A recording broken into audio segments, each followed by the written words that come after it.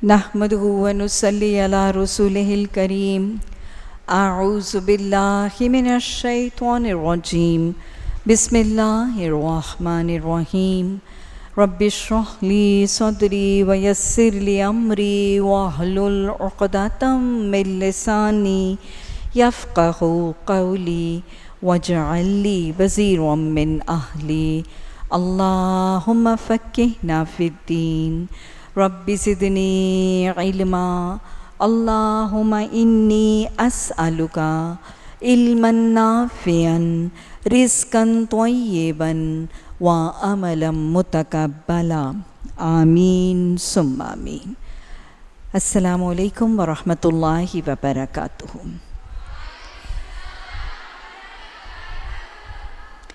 تفسیر سورہ البقرہ، رکوع نمبر 19، آیت نمبر 153.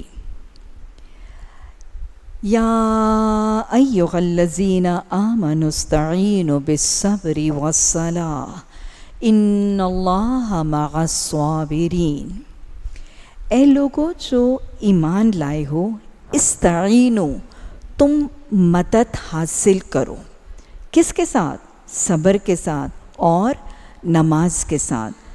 اور اس میں کوئی شک نہیں کہ اللہ صبر کرنے والوں کے ساتھ ہے.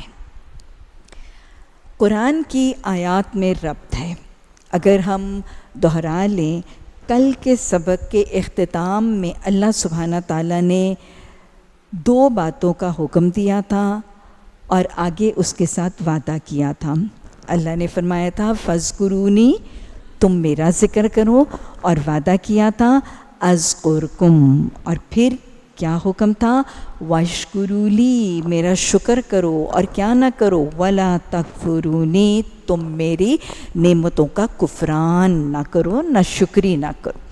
تو گویا ذکر اور شکر کے بعد وہ جو ٹرائیڈ ہے، اس میں سے اگلا عمل کس کا؟ صبر کا. اے لوگو جو ایمان لائے ہو، تم کیا کرو؟ مدد حاصل کرو صبر کے ساتھ. صبر کا مطلب کیا ہے؟ صبر ایک بہت ہی پسندیدہ عمل اور ایک بہترین حالت ہے. ایک طرح کی جسمانی اور ایک روحانی عبادت بھی ہے. صبر کا مطلب جمے رہنا، ڈٹے رہنا، اور دوسرا مطلب روک کے رکھنا.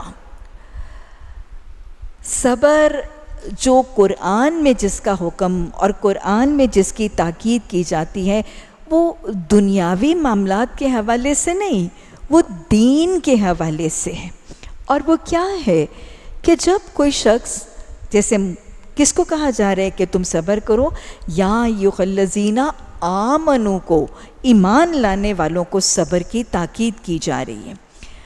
ایمان لانے والے کلمہ گو، جب کلمہ پڑھنے کے بعد اللہ، قرآن، نبی مہربان صلی اللہ علیہ وسلم کو ماننے کے بعد ان کی ماننے لگتے ہیں، تو تکلیفیں تو آتی ہیں نا، مشکلات تو آتی ہیں، پریشانیاں، کبھی فزیکل، کبھی سائیکولوجیکل، ایموشنل، سوشل، اکنامک، ذہنی پریشانیاں، جسمانی مشکلات، مالی معاملات، معاشرتی مشکلات آتی ہیں.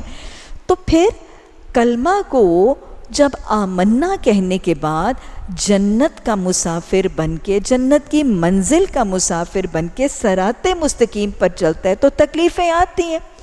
ان مشکلات، ان اپوزیشنز، ان مخالفتوں میں اپنے نفس کو گھبراہٹ سے، پریشانی سے، اضطراب سے، ٹینشن سے روکے رکھنا.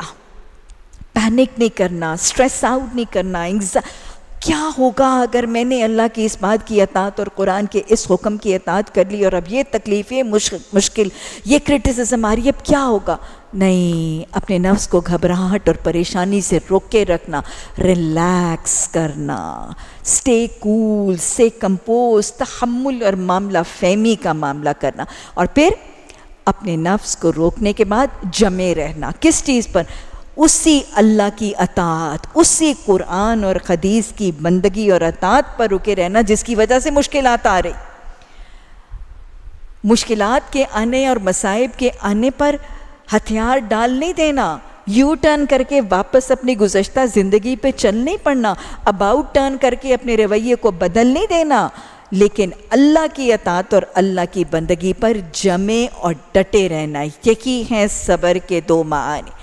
راہ حق کی مشکلات میں اپنے نفس کو گھبراہٹ، پریشانی، اضطراب اور سراسیمگی سے روکے رکھنا، سٹریس، ٹینشن اور انگزائٹی سے روکے رکھنا، اور پھر اللہ کی اور قرآن کی اطاعت پر جمے اور ڈٹے رہنا. تو صبر کا تصور سمجھانے کے بعد اللہ نے فرمایا کہ یہ جو نماز ہے نا، اس سے تم مدد حاصل کرو صبر کرنے کے لیے. گویا نماز کا اور صبر کا آپس میں بہت گہرا تعلق ہے. پیچھے بھی ہم بات کر چکے ہیں کہ نماز ایک مسلم اور مومن کے لیے راہ حق پر صبر آسان کر دیتی، کیونکہ صبر کرنے والے نے بھی اپنے نفس کو قابو میں رکھنا ہے نا. اپنے نفس کو قابو میں رکھ کے اللہ کی اطاعت پر اپنے آپ کو روکے رکھنا ہے. تو نماز کیا سکھاتی ہے؟ نماز بھی تو ضبط نفس، ضبط نگاہ، ضبط لسان، جسم کے ایک ایک عضو کو قابو میں کرنے اور کنٹرول میں رکھنے کا طریقہ ہی تو سکھاتی ہے نماز. نمازی کیا کرتا ہے؟ تکبیر کہنے کے بعد ہاتھ باندھنے والا نمازی بہت سی جائز اور حلال ضرورتوں اور اعمال سے رکا رہتا. کھانا، پینا، چلنا، پھرنا، بولنا، ادھر ادھر دیکھنا، بہت سی جو جائز فطری ضرورتیں ہیں، ان تمام جائز فطری ضرورتوں، کاموں، سرگرمیوں سے محض اللہ کی رضا کے لیے اپنے پورے جسم کو روکے رکھتا ہے، قابو میں رکھتا ہے. تو بس 5 دفعہ دن میں یہ نمازیں ٹوٹل سیلف کنٹرول کی، اپنے نفس کو روکے رکھنے کی اور اپنے جسم کو قابو میں رکھنے کی تربیت ہے. لہٰذا نمازی کو صبر کا راستہ سکھاتی ہے اور صبر کی تربیت کرتی ہے. تو اللہ سبحانہ تعالیٰ نے فرمایا ایمان لائے ہو تو کیا کرو؟ ایمان لانے کے بعد راہ حق پر جمنے کے لیے تمہیں صبر کی ضرورت ہوگی. تو سبق کرنے کے لیے کیا کرو؟ سیک ہیلپ فرام صلاح. یہ صلاح اور نماز جو ہے وہ تمہارے لیے صبر اور ایمان کا راستہ آسان کرے گی. اور پھر صبر کے راستے کو مزید آسان کرنے کے لیے اللہ نے وعدہ بھی کر دیا. صابرو، یاد رکھنا، راہ حق کے مسافروں جب صبر کرو گے تو یاد رکھنا ان اللہ مع الصابرین، کہ اس میں کوئی شک ہی نہیں ہے، ایبسلیوٹلی نو ڈاؤٹ کہ اللہ صبر کرنے والوں کے ساتھ ان کا معاون، ان کا مددگار بن جاتا. تاکہ صبر کرنے والے راہ حق کے مسافر کے لیے ایک صبر تو نماز سے ملے، رب کی ملاقات سے ملے، اور دوسرا اس یقین اور احساس سے ملے کہ اللہ ہمارے ساتھ ہے. آیت نمبر 154 میں پھر اللہ نے صبر کی ایک الٹیمیٹ حد، سب سے زیادہ صبر کی ایک کیفیت کا تذکرہ فرما دیا. وَلَا تَقُولُوا لِمَنْ يُقْتَلُ فِي سَبِيلِ اللَّهِ أَمْوَاتٌ بَلْ أَحْيَاءٌ وَلَكِنْ لَا تَشْعُرُونَ، کہ تم وہ لوگ جو اللہ کی راہ میں مارے گئے ان کو مردہ نہ کہو. یہ کیا ہے؟ شہید، شہادت کا درجہ. اور شہادت کیا ہے؟ یہ صبر کی انتہا ہی تو ہے، یہ پیشنس کی پیک اور عروج ہی تو ہے کہ ایک شخص اللہ کی راہ میں آنے والی مشکلات اور تکلیفوں پر اتنا جمع رہتا ہے، اتنا ڈٹا رہتا ہے اور اتنا اپنے نفس کو پریشانی سے روک کے رکھتا ہے کہ جان دینے تک وہ صبر کرتا ہے. تو یہ صبر کی الٹیمیٹ حد ہے. تو اللہ نے اس صبر کی حد کا تذکرہ کر دیا کہ شہادت کا جام پینے والوں شہیدوں کو تم مردہ نہ کہو، وہ زندہ ہیں، تمہیں ان کی زندگی اور حیات کا شعور نہیں ہے. شہید کی زندگی کا شعور ہمیں حدیث مبارکہ سے ہوتا ہے. قرآن نے تو کہہ دیا نا وَلَكِن لَا تَشْعُرُونَ، تمہیں شعور ہی نہیں ہے کہ شہید کیسے حیات ہے، لیکن شہید کیسے حیات ہے وہ حدیث بتاتی ہے. آپ صلی اللہ علیہ وسلم نے فرمایا شہیدوں کی ارواح، روحیں جنت میں سبز پرندوں کی شکل میں اڑتی پھرتی ہیں اور سارا دن جنت کے میووں میں سے رزق پاتی ہیں. اور جب رات ہوتی ہے تو اللہ سبحانہ و تعالیٰ کے عرش کے ساتھ جو روشن قندیلیں معلق ہیں ان میں بسیرا کرتی ہیں. یعنی عرش الہی کے ساتھ جو شینڈلیئرز اور بہت خوبصورت وہ لائٹ پوائنٹس ہینگ کر رہے ہیں نا، پھر ان کے اندر یہ قیام کرتی ہیں. تو شہید مردہ نہیں ہے. اور صرف یہ نہیں کہ اللہ صابروں کے ساتھ ہے، اللہ صابروں کو بہترین اجر بھی دیتا ہے اور بہترین قدردانی بھی کرتا ہے. یہ تو ان کا اجر ہے کہ صبر کی حد کرنے والے شہید کو اللہ حیات رکھتا ہے اور ایسے بہترین درجے جنت میں عطا کرتا ہے.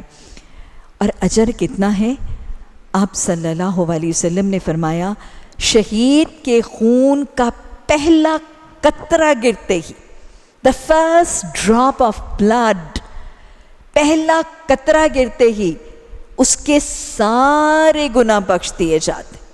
یہ شہادت ہے اور یہ شہادت کی فضیلت ہے. اور پھر اتنا بڑا اجر، اتنی بڑی بخشش، تکلیف کتنی ہوتی ہے.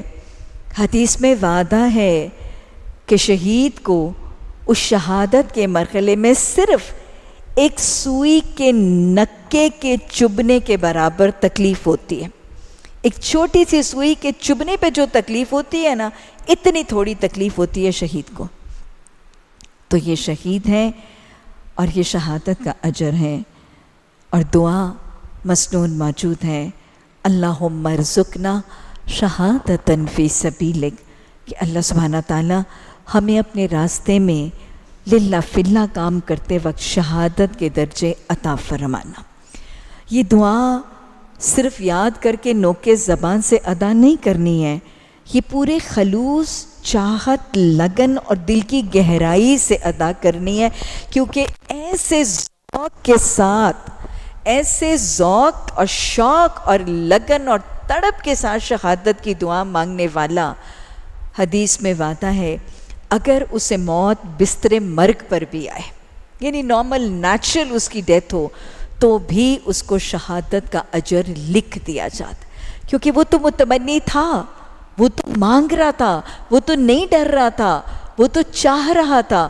اب آنی تو اللہ کے حکم سے تھی نا، اس کے پاس اختیار نہیں تھا. اس نے اپنے آپ کو پیش کر دیا تھا شہادت کے لیے، لیکن جو اس کی تقدیر میں موت کا وقت لکھا تھا اس میں یہ چیز متعین نہیں تھی. اور پھر اس کے بعد آیت نمبر 155 میں صبر کے حوالے سے کچھ وعدے اور کچھ تصورات سمجھائے گئے ہیں.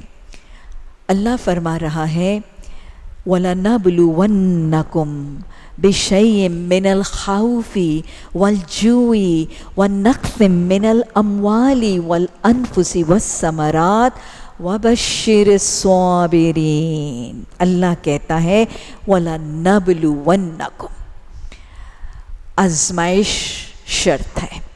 جب لام اور نون مشدد آ جائے تو ہم ترجمہ کیا کرتے ہیں؟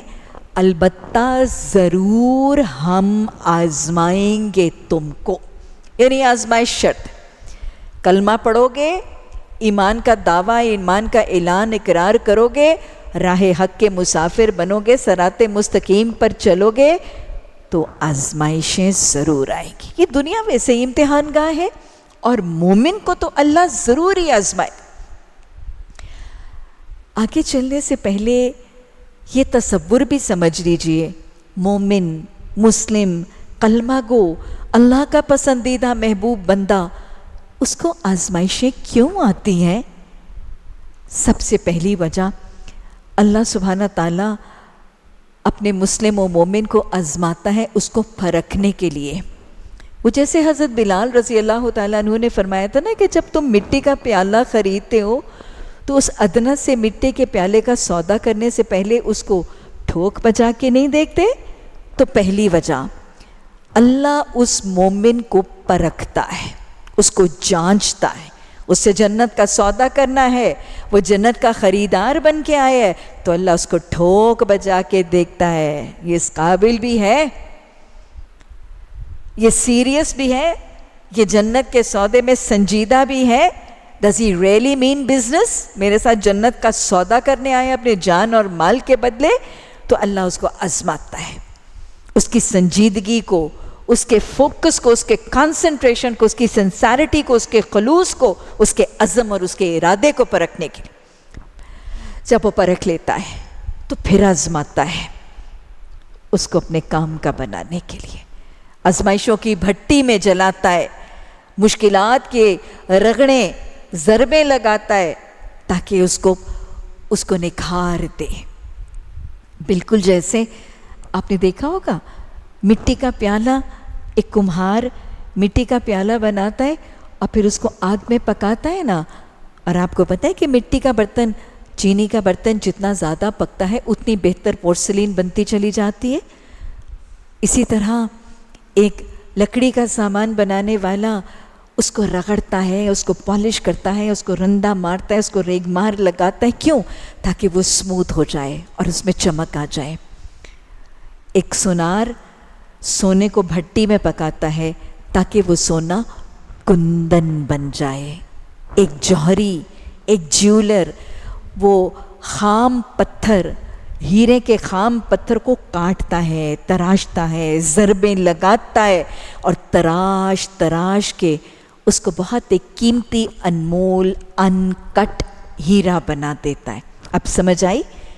جب کوئی کلمہ پڑھتا ہے، آمنا کہتا ہے، اللہ کا مسلم و مومن بندہ بنتا ہے، تو پھر اللہ اس کو آزمائشوں کی بھٹی میں پکاتا ہے، اس کو آزمائشوں کی رگڑوں سے صاف کرتا ہے، چمکاتا ہے، اور پھر اس کو آزمائشوں کی ضربیں لگا کے اس کو انمول، اس کو انکٹ بنا دیتا ہے. تو یہ وجہ ہے دوسری. اور پھر تیسری وجہ کیا ہے؟ اب جب اللہ نے اس کو چیک کر لیا کہ یہ میرے کام کا ہے اور یہ سنجیدہ ہے جنت کے سودے میں، اور پھر اللہ نے اس کو اپنے کام کا بنا بھی لیا، اس کو صبغت اللہ کے رنگ میں رنگ بھی لیا، تو پھر وہ جس کو اپنے کام کا بناتا ہے، پھر اللہ سبحانہ تعالیٰ اس کو اپنا قرب دینے کے لیے، اس کو اپنے قریب کرنے کے لیے، جنت میں اس کے درجات کو، اپنے محبوب، اپنے کام کے بندے کے درجات کو بلند کرنے کے لیے اس کو آزمائشیں دیتا ہے، تاکہ ان آزمائشوں پر وہ صبر کرے، صابر شاکر بن کے اس پرچے کو حل کرے، اس کے گناہ جھڑیں اور اس کے درجات بلند ہو جائیں. حدیث اس کی تصدیق کرتی ہے. آپ صلی اللہ علیہ وسلم نے فرمایا کہ نہیں پہنچتی کوئی تکلیف مومن کو، یہاں تک کہ اگر اس کو ایک کانٹا بھی چبھتا ہے تو وہ بھی اس کے گناہوں کا کفارہ بن جاتا ہے. یعنی مومن کو کوئی تکلیف پہنچے، بڑی پہنچے چھوٹی پہنچے، ایک کانٹے کے چبھنے کی تکلیف بھی اس کے گناہوں کو جھاڑنے کا ذریعہ بنتی ہے، اور پھر صبر کی وجہ سے اس کے درجے اور اس کے اجر کو بڑھانے کا ذریعہ بنتی ہے. تو یہ تین وجوہات ہیں. وَلَنَبْلُوَنَّكُمْ بِشَيْءٍ، اللہ کسی نہ کسی طریقے سے آزماتا ضرور. اب آگے اللہ سبحانہ تعالیٰ نے یہ یقین دلانے کے بعد کہ میں تمہیں آزماؤں گا ضرور، آزمائش شرط ہے، اللہ نے بتایا میں آزماؤں گا کیسے. من الجوع من الخوفی، تمہیں خوف سے آزماؤں گا، فیئر، ٹیرر، جوئی، ہنگر، بھوک سے آزماؤں گا، نقص من الاموال، مالوں کی کمی سے، اکنامک کرائسس سے تمہیں آزماؤں گا، والانفس والثمرات، جانوں کی کمی، اور تمہیں پھلوں اور ثمرات کی کمی سے آزماؤں گا. وبشر الصابرین، اور خوشخبری دے دو ان ساری آزمائش کے پلیٹ فارمز پہ جو صبر کرے گا، اپنے نفس کو روک کے رکھے گا اور اطاعت الہی پہ جمع رہے گا، اس کو خوشخبری دے دو. کون سی خوشخبری؟ ایک تو خوشخبری کہ ان اللہ مع الصابرین، اور دوسری خوشخبری کہ اس کے لیے بِأَنَّ لَهُمُ الْجَنَّةَ، اس کے لیے جنت کا وعدہ ہے. تو آزمائے گئے، انبیاء بھی آزمائے گئے، صحابہ کرام بھی آزمائے گئے، نبی مہربان صلی اللہ علیہ وسلم بھی آزمائے گئے، اور سب نے جب آزمائش میں صبر کیا تو پھر ان اللہ مع الصابرین، سب کے ساتھ اللہ کا وعدہ پورا ہوا۔ اللہ اپنے وعدے کے خلاف نہیں کرتا، ان اللہ لا یخلف المیعاد۔ اللہ کہتا ہے وَمَنْ أَوْفَ بِعَهْدِهِ مِنَ اللَّهِ، اللہ سے زیادہ وعدے کون پورے کرتا ہے؟ تو صابروں کے ساتھ وعدہ کہ میں ان کی بعیت، ان کا محافظ بنوں گا، یہ یقیناً پورا ہوتا ہے۔ خوف سے آزمائے گئے۔ اگر رسول اللہ صلی اللہ علیہ وسلم کی ہجرت کی رات ذرا دہرائیں، کتنا خوف!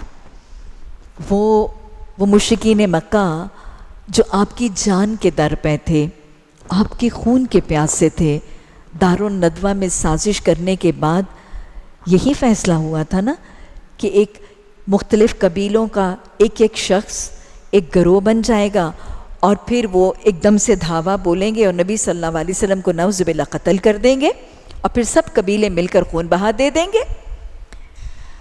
اب جس دن انہوں نے قتل کا ارادہ کیا، اسی دن جس رات کو قتل کا ارادہ کیا مشرکین مکہ نے، اسی دن صبح رسول اللہ صلی اللہ علیہ وسلم کو وحی کے ذریعے خبر آ گئی کہ آج رات کو ہجرت مکہ سے ہوگی۔ اس سے پہلے صحابہ تو ہجرت کر کے جا رہے تھے، لیکن نبی پابند تھے کہ جب تک اللہ کا حکم نہیں آتا وہ ہجرت نہیں کر سکتے۔ حکم خداوندی آتا ہے دن کے وقت کہ آج رات کو ہجرت ہوگی۔ یہ کیا تھا؟ یہ اسلم تھا، یہ اللہ کا حکم تھا، بس اس پر حکم کی اطاعت کرنی تھی، نفس کو گھبراہٹ سے روکنا تھا اور اطاعت پر جم اور ڈٹ جانا تھا۔ رات کا وقت ہے، ہجرت کا حکم ہے، اور خون کے پیاسے بھوکے بھیڑیے آپ کے گھر کا محاصرہ کر چکے ہیں اور آپ کو علم ہو چکا ہے۔ لیکن صبر، کیسا صبر! رسول اللہ صلی اللہ علیہ وسلم اپنے نفس کو گھبراہٹ اور پریشانی سے روکے ہوئے ہیں، اور حقیقتاً کوئی ٹینشن نہیں ہے۔ کیا خیال ہے؟ خوف ہے؟ کتنے خوف ہوں گے اس وقت! اپنی جان، مال، عزت، آبرو، اور صرف اپنی ہی نہیں، 4 جوان بچیاں ہیں گھر میں، ان بچیوں کی عزت، ان کی آبرو کا خوف۔ کتنے خوف یکجا ہیں اس وقت! اتنے ظالم دشمن جو پچھلے 13 سال سے ظلم کا طوفان، ظلم کا حد کر رہے ہیں، اب وہ خون کے قتل کے ارادے سے آئے ہیں، کس قدر خوف ہوگا! لیکن سٹریس اور ٹینشن نظر ہی نہیں آ رہی۔ کیا ثبوت ہے کہ سٹریس نہیں ہے؟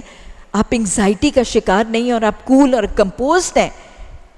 اس رات بھی، اس موقع پر بھی، گھر سے نکلنے سے پہلے آپ صلی اللہ علیہ وسلم اتنے کول، اتنے کمپوزڈ اور اتنے ریلیکسڈ ہیں، اسی لیے تو اپنی امانتیں بھی یاد ہیں۔ مشرکین مکہ کی وہ امانتیں جو آپ کے پاس ہیں، ان کو لوٹانا یاد ہے، اور وہ لوٹانے کے لیے وہ امانتیں آپ حضرت علی رضی اللہ تعالیٰ عنہ، جو بہت محبوب ہیں، علی علم کا دروازہ ہے، اور علی وہ ہیں جو پہلا اسلام قبول کرنے والا بچہ، اور علی وہ ہیں جن کے ہاتھ میں ہاتھ دیا، فاطمہ میرے جسم کا ٹکڑا ہے۔ تو یہ علی ہیں رضی اللہ تعالیٰ عنہ، اور ان کے حوالے یہ امانتیں کرتے ہیں کہ جب میں رخصت ہو جاؤں تو یہ مشرکین مکہ کی امانتیں ان کے حوالے کر دیں۔ کیا خیال ہے؟ امانت داری امین کی نظر آ رہی ہے؟ امانتیں اپنی نہیں ہیں، پرایوں کی ہیں، دشمنوں کی ہیں، قاتلوں کی ہیں، خون کے پیاسوں کی امانتیں، لیکن امانت یہ ہر حق میں، ہر حال میں اس کا حق ادا کیا جائے گا، خیانت نہیں کی جائے گی۔ کیا خیال ہے؟ واضح ہو رہا ہے کہ آپ کو ٹینشن نہیں ہے، آپ اپنے نفس کو گھبراہٹ اور پریشانی سے روکے ہوئے ہیں، اور پھر اطاعت پر جمے ہوئے ہیں۔ اللہ کا حکم آ گیا کہ آج ہجرت ہوگی، آپ نے اس کو پوسٹ پون نہیں کیا، آج نہیں کرتا، آج تو محاصرہ ہے، بلا وجہ گھر سے نہیں نکلتا، گھر کا دروازہ قفل تالا لگا کے اپنی جان بچا لیتا ہوں، نہیں، آج حکم آیا ہے تو آج ہی ہجرت ہوگی۔ اسلم کے بعد اسلم تو ہوگا ہی ہوگا، سمینا کے بعد اتوانا میں کمی نہیں ہوگی۔ اور پھر صرف یہ بھی نہیں کہ ہجرت میں ٹال مٹول ہوتی اور ڈیلے اور پوسٹ پونمنٹ ہوتی، کوئی عام شخص ہوتا تو باہر نکل کے مصالحت ہو جاتی کہ اچھا کمپرومائز ہو جاتا، میں تمہارے بتوں کو برا بھلا کہنا چھوڑ دیتا ہوں، تم میری جان خلاصی کر دو. لیکن نہیں، حق پر جمنا بھی ہے، حق پر ڈٹنا بھی ہے، باطل کے خلاف اٹھنا بھی ہے، باطل کے خلاف آواز بھی جگانی ہے، اور اللہ کی اطاعت بھی کرنی ہے. یہ تھا وہ صبر. اب جب صبر ہوا اور نکلتے ہیں اپنے گھر سے تو ان اللہ مع الصابرین کیسے ہوا؟ اللہ کا وعدہ سچا ہوا کہ نہیں ہوا؟ اللہ کا وعدہ ایسے آتا ہے کہ جب اللہ صابروں کی مدد کرتا ہے تو اپنی شان سے کرتا ہے. کبھی اللہ ہواؤں کو، کبھی اللہ پہاڑوں کو، کبھی اللہ پانی کو، کبھی اللہ سبحانہ تعالیٰ بارش کو، کبھی زمین کو، اور کبھی اللہ فرشتوں کو معاون بنا دیتا ہے. اس کے قبضے میں تو سب ہے. رسول اللہ صلی اللہ علیہ وسلم ان بھوکے بھیڑیوں کی صفوں میں سے گزرتے ہیں اور اللہ کے حکم سے سب پر اونگ طاری ہو جاتی ہے. وہ سب کے سب سو گئے، محاصرہ کرنے والوں کی آنکھوں میں نیند آ گئی، سب سو گئے، اور نبی صلی اللہ علیہ وسلم ان کی صفوں میں سے ایسے گزرے کہ بال بھی بیکا نہیں ہوا. یہ ہے ان اللہ مع الصابرین. آپ جب گزر کے نکل گئے اور پھر ان کو جب جاگ آئی تو ایک شخص وہاں سے گزرا اور اس نے محاصرہ کرنے والے مشرکین سے پوچھا کہ تم محمد صلی اللہ علیہ وسلم کے گھر کا محاصرہ کر کے کیوں کھڑے ہو؟ تو انہوں نے اپنا ارادہ بتایا کہ ہم تو قتل کے ارادے سے آئے ہیں. انہوں نے کہا جن کے قتل کے ارادے سے آئے ہو وہ تو کبھی سے تمہارے درمیان سے گزر گئے اور تمہارے سر میں خاک بھی ڈال گئے. اور جب انہوں نے سر جھاڑے تو حقیقت ان کے سروں میں مٹی پڑی تھی. یہ ہے ان اللہ مع الصابرین. یہاں سے نکلتے ہیں، ابو بکر صدیق رضی اللہ تعالیٰ عنہ کے گھر تشریف لے جاتے ہیں. اللہ کے حکم سے پورے کا پورا گھرانہ معاون بن جاتا ہے. حضرت ابو بکر رضی اللہ تعالیٰ عنہ کے بیٹے عبد الرحمن بن ابو بکر، اسما بنت بکر، ان کے غلام سب معاون ہیں. اللہ نے ان کے دل میں ڈال دیا ان اللہ مع الصابرین. اونٹنیاں لے جاتے ہیں اور پھر غار ثور میں پہنچ جاتے ہیں. غار ثور میں مدد کیسے آئی تھی؟ نبی صلی اللہ علیہ وسلم اور یار غار، انشاءاللہ یہ غار کا واقعہ کسی اور موقع پر وضاحت سے بیان کروں گی. یار غار ہیں حضرت ابو بکر صدیق رضی اللہ تعالیٰ عنہ اور موسٹ وانٹڈ پرسن آف مکہ، جن کے سر کی قیمت 100 اونٹ لگ چکی ہے. غار ثور میں ہے اور یہ قتل کی سازش کرنے والے کہیں نہ کہیں سے، حالانکہ پوری کوشش کی گئی لیکن کہیں نہ کہیں سے پاؤں کے نشانات کا کھوج لگاتے لگاتے عین غار ثور تک پہنچ جاتے ہیں. غار حرا غار ثور کے مقابلے میں بہت نیچی ہے اور غار حرا تک پہنچنا نسبتاً بہت آسان ہے اور غار ثور تک پہنچنا بہت مشکل. بہت اونچی کلف کے اوپر بڑی اونچی چڑھائی کے بعد، لیکن غار ثور تک پہنچنے والے جب غار ثور پر پہنچتے ہیں تو اب وہاں سے رسول اللہ صلی اللہ علیہ وسلم اور حضرت ابو بکر صدیق رضی اللہ تعالیٰ عنہ کو پکڑنا کوئی مشکل کام نہیں تھا. کیونکہ غار ثور اگر ہم دیکھیں تو وہ گہرائی میں بہت زیادہ نہیں ہے، جسے کہتے ہیں نا بہت شالو ہے، اس کی گہرائی بہت زیادہ نہیں ہے. اور غار ثور کا جو منہ ہے، اس کیف کا جو دھانا ہے وہ بہت بڑا ہے. ایک شخص غار ثور پر پہنچ کر اس کے دھانے میں سے ہلکا سا جھانکے گا نا تو اس کو پوری اندر کی کیفیت نظر آ جائے. سو وہ اتنی دور پہنچنے والوں کو all what they needed to do was what؟ کہ غار ثور کے منہ کے اوپر کھڑے ہو کے صرف جھانک لیتے. اب جب ان کے قدموں کی چاپ آتی ہے اور اللہ کے رسول صلی اللہ علیہ وسلم اور حضرت ابو بکر صدیق رضی اللہ تعالیٰ عنہ کو پتہ چلتا ہے کہ وہ تو ہمیں ڈھونڈتے ڈھونڈتے اب یہاں تک پہنچ گئے ہیں، تو حضرت ابو بکر صدیق پریشان ہوتے ہیں. کچھ صبر میں کمی آتی ہے. آپ فرماتے ہیں لا تحزن ان اللہ معنا. ابو بکر خوف نہ کرو، صبر کرو، پریشان نہ ہو، اس خوف کی آزمائش میں صبر کرو. یہ خوف اللہ کی آزمائش ہے، صبر کرو گے تو ان اللہ معنا. اور یاد رکھیے گا جس کو یقین ہونا کہ اللہ میرے ساتھ ہے، جس کو توکل ہونا کہ اللہ میرے ساتھ ہے، پھر اللہ اس کے ساتھ ہو بھی جاتا ہے. کیسے صبر کرنے والوں کے ساتھ ان اللہ معنا، اللہ بندے کے گمان سے بڑھ کے معاملہ کرتا ہے۔ نبی صلی اللہ علیہ وسلم کو یقین تھا، گمان تھا کہ اللہ میرے ساتھ ہے، تو اللہ واقعی ساتھ ہو گیا۔ ایک فاختہ، اس نے کچھ روایت میں کبوتر، ایک پرندے نے آ کے گھونسلہ بنایا اللہ کے حکم سے آنن فانن، اور ساتھ ہی ایک مکڑا اس نے جالا۔ اب یہ جب باہر پہنچے اور انہوں نے دیکھا کہ اس غار کے دھانے کے باہر تو ایک جالا بنا ہوا ہے اور یہاں تو پرندوں نے اپنے گھونسلے بنائے ہوئے ہیں، تو یہ دونوں علامتیں تھیں کہ شاید سالہ سال سے یا کئی مہینوں سے یہاں سے کوئی گزرا ہی نہیں اور اس غار کے اندر کوئی داخل ہوا ہی نہیں۔ اتنی مشقت سے پاؤں کا کھوج لگا کر اتنی بلندی پر پہنچنے کے باوجود ان اللہ مع الصابرین ایسے ہوا، غار کے دھانے کو جھانکے بغیر یہ واپس چلے گئے۔ یہ ہے صبر کرنے والوں کے ساتھ اللہ کی مدد اور اللہ کی معاونت۔ اللہ نے فرمایا والجوعی، میں تمہیں بھوک سے بھی آزماؤں گا۔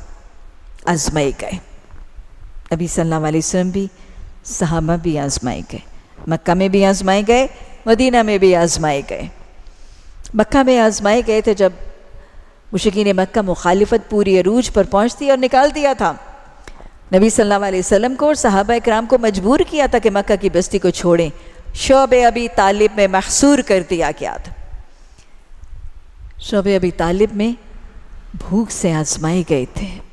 کیسی بھوک، کیسی کھانے کی کمی اور کیسی آزمائش کہ راوی بتاتے ہیں کہ وہاں پر صحابہ اکرام کو رسول اللہ صلی اللہ علیہ وسلم کو کھانا ختم ہو گیا تھا، خوراک نہیں تھا، کھانا نہیں تھا، کچھ نہیں تھا۔ ابو لہب جو ہے وہ مکہ کی بستی سے باہر نکلتا تھا اور غلے کے قافلے آتے تھے تو منہ مانگی قیمت دے کے ان کو مکہ میں لے آتا تھا تاکہ کوئی رزق جو ہے وہ محمد صلی اللہ علیہ وسلم اور ساتھیوں تک نہ پہنچے، اور اس گھاٹی میں محصور، یہاں تک کہ درختوں کے پتے کھانے کی نوبت آئی، جڑی بوٹیاں کھانے کی نوبت۔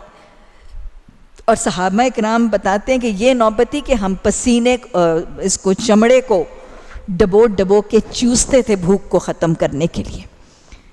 اور پھر ان اللہ مع الصابرین کیسے ہوا تھا؟ اللہ کا حکم آیا اور اللہ سبحانہ تعالیٰ نے یہ جو ان کے بچے، یہ جو مسلمان اس گھاٹی میں محصور تھے، ان کے چھوٹے چھوٹے دودھ پیتے بچے جب بھوک سے تڑپ کے روتے تھے اور بلبلاتے تھے تو قریش مکہ میں کچھ ننیال اور کچھ ددیال ان کے دل نرم ہو گئے تھے اور پھر انہوں نے واپس آنے کی اجازت دے دی تھی۔ یہ اللہ ہے اور اللہ کی معاونت کے ذریعے ہے۔ مدینہ میں آزمائے گیا صحابہ کا ایک لشکر، جنگی مارکے کے لیے آپ صلی اللہ علیہ وسلم نے کچھ صحابہ اکرام کو روانہ کیا مدینہ سے، اور یہ صحابہ اپنی رودات بتاتے ہیں کہ جب ہم اس جنگی مارکے پر روانہ ہوئے تو لشکر میں خوراک کا سامان اور کھانے پینے کے سامان کی بہت شدید قلت تھی۔ جو زیادہ راہ کھانے کے لیے تھا وہ کہتے ہیں کہ اتنا تھوڑا تھا کہ جو ہمیں روز کا جو راشن ملتا تھا وہ ابتدا سفر میں صرف 2 کھجوریں ملتی تھی، اور کہتے ہیں کہ شروع میں جب ہمیں سفر کے 2 کھجوریں ملتی تھی تو 1 کھجور ہم صبح کھا لیتے تھے اور 1 کھجور ہم رات کو کھا لیتے تھے۔ اتنا طویل سفر، گرمی، مشقت، اور پھر سفر کی دشواریاں، اور پھر کھانے میں صبح 1 کھجور اور شام میں 1 کھجور، اور پھر کہتے ہیں کہ آہستہ آہستہ ابھی سفر ہی جاری تھا کہ خوراک کی اور کمی ہونے لگی اور ہمیں روز کی 1 کھجور ملتی تھی، اور کہتے ہیں کہ پھر ہم کیا کرتے تھے کہ سارا دن اس کھجور کو چوس چوس کے گزارتے تھے، اور پھر جب بہت زیادہ بھوک بڑھ جاتی تو پھر ہم اس 1 کھجور کو کھا لیتے۔ کیا خیال ہے؟ بھوک کی آزمائش رکے رہے تھے، یہ نہیں کہا تھا ہم واپس مدینہ جا رہے ہیں، ہم نہیں جائیں گے اس جنگی مارکے پہ، اور کوئی ٹینشن بھی نہیں ہے، کوئی سٹریس بھی نہیں ہے، اللہ اور اللہ کے رسول صلی اللہ علیہ وسلم کے جہاد کے راستے پہ جا رہے ہیں، اطیعوا اللہ واطیعوا الرسول صلی اللہ علیہ وسلم کر رہے ہیں اور باب الجہاد میں جانے کی تیاری کر رہے ہیں، بس جمے ہوئے ہیں، ڈٹے ہوئے ہیں۔ مدد کیسے آئی تھی؟ یہ جو 1 کھجور چوسنے پر مجبور تھے، ابھی کچھ ہی دیر آگے گئے۔ یاد رکھیے گا، اللہ آزماتا ضرور ہے لیکن آزمائش میں نہ بندے کو چھوڑتا ہے نہ توڑتا ہے۔ آزمائشیں آئیں گی ضرور، لیکن آندھی طوفان کی طرح پھر ٹل بھی جائیں گی۔ جب آندھی آتی ہے تو دم گھٹتا بھی ہے، پریشانی اور خیبت طاری بھی ہوتی ہے، لیکن جب آندھی طوفان چھٹ جاتا ہے، باران رحمت برستا ہے، تو پھر آب و ہوا اور ماحول پہلے سے بہت زیادہ بہتر اور خوبصورت ہو جاتا ہے۔ تو لہٰذا رسول اللہ صلی اللہ علیہ وسلم کے یہ صحابہ جو صبر کر کے اپنے سفر پر جمے رہے، آگے کچھ دیر گئے تو اللہ کے حکم سے سمندر نے ایک ویل مچھلی کو ان کی مہمان نوازی کے لیے ساحل سمندر پر الٹ دیا۔ جاتے ہیں تو ساحل سمندر پر ایک بہت بڑی ویل مچھلی قد آدم، وہ ویل مچھلی جو ہے وہ ساحل سمندر پر ہے، سی فوڈ ہے، حلال ہے، انہوں نے خود بھی کھائی، انہوں نے نمک لگا کے ذخیرہ بھی کیا، واپس مدینہ بھی لائے صحابہ نے، اور نبی صلی اللہ علیہ وسلم نے بھی اس کو کھایا۔ تو یہ ان اللہ مع الصابرین ہوا۔ وَنَقْسٍ مِّنَ الْأَمْوَالِ، اللہ فرماتا ہے میں تمہیں مالوں کی کمی سے بھی آزماؤں گا۔ اکنامک کرائسسز، مال کی تنگی، جب تم اللہ کی محبت میں جمو گے، ڈٹو گے، اور پھر محبت میں آ کے دنیا کی محبتوں کو ٹھکراؤ گے، دھن کی دیوی کو لات مارو گے، تو پھر ان اللہ مع الصابرین بھی ہوگا اور اللہ قدردان بھی ہوگا۔ حضرت مصعب بن عمیر، مکہ کا شہزادہ، بڑے مالدار متمول گھرانے کا چشم و چراغ، بڑا لاڈلا بیٹا، خوبرو، خوبصورت، نوجوان اور انتہائی نفیس طبیعت، بہترین عمدہ لباس کا شوق اور بہترین خوشبوؤں کا رسیہ۔ حضرت مصعب بن عمیر جو اپنے مالدار والدین کے لاڈلے بیٹے تھے، چہیتے بیٹے تھے، لباس پہنتے تھے تو مکہ کا کپڑا تو پہنتے ہی نہیں تھے، مکہ سے باہر کا ریشم پہنتے تھے، عمدہ بہترین ریشمی لباس پہنتے تھے، خوشبو بہترین خوشبو استعمال کرتے تھے۔ اور خوشبو کی کیفیت یہ ہے کہ ان کے دوست احباب بیٹھے ہوتے تھے، منتظر ہوتے تھے، اور حضرت مصعب کے آنے سے پہلے حضرت مصعب کی خوشبو پہنچتی تھی اور دوست کہتے تھے مصعب آ رہا ہے، یہ مصعب ہے، اور یہ ان کی زندگی ہے، یہ مکہ کا شہزادہ ہے، ماں باپ کا لاڈلا ہے۔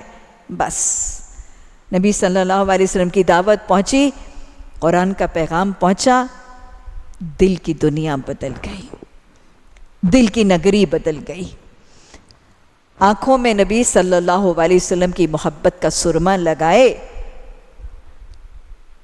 نبی صلی اللہ علیہ وسلم کے پاس دار ارقم میں بیٹھے رہتے تھے دین سیکھنے کے۔ اب شدائی یہ محبت، عاشق رسول ہیں صلی اللہ علیہ وسلم کے، گھر والوں کو پتہ چلا، ماں نے سمجھایا، ماں نے لاڈ پیار سے بدلنے کی کوشش کی، ماں نے خفگی کے ساتھ، ماں نے ناراضگی کے ساتھ، ماں نے ڈانٹ کے ساتھ، پھر باپ کے حوالے، باپ نے ڈرایا، باپ نے مارا، باپ نے پیٹا، پھر باپ نے دھمکایا، مانو گے نہیں تو نکال دوں گا، سارے مال سے، ساری جائیداد سے، ساری وراثت سے محروم کر کے نکال دوں۔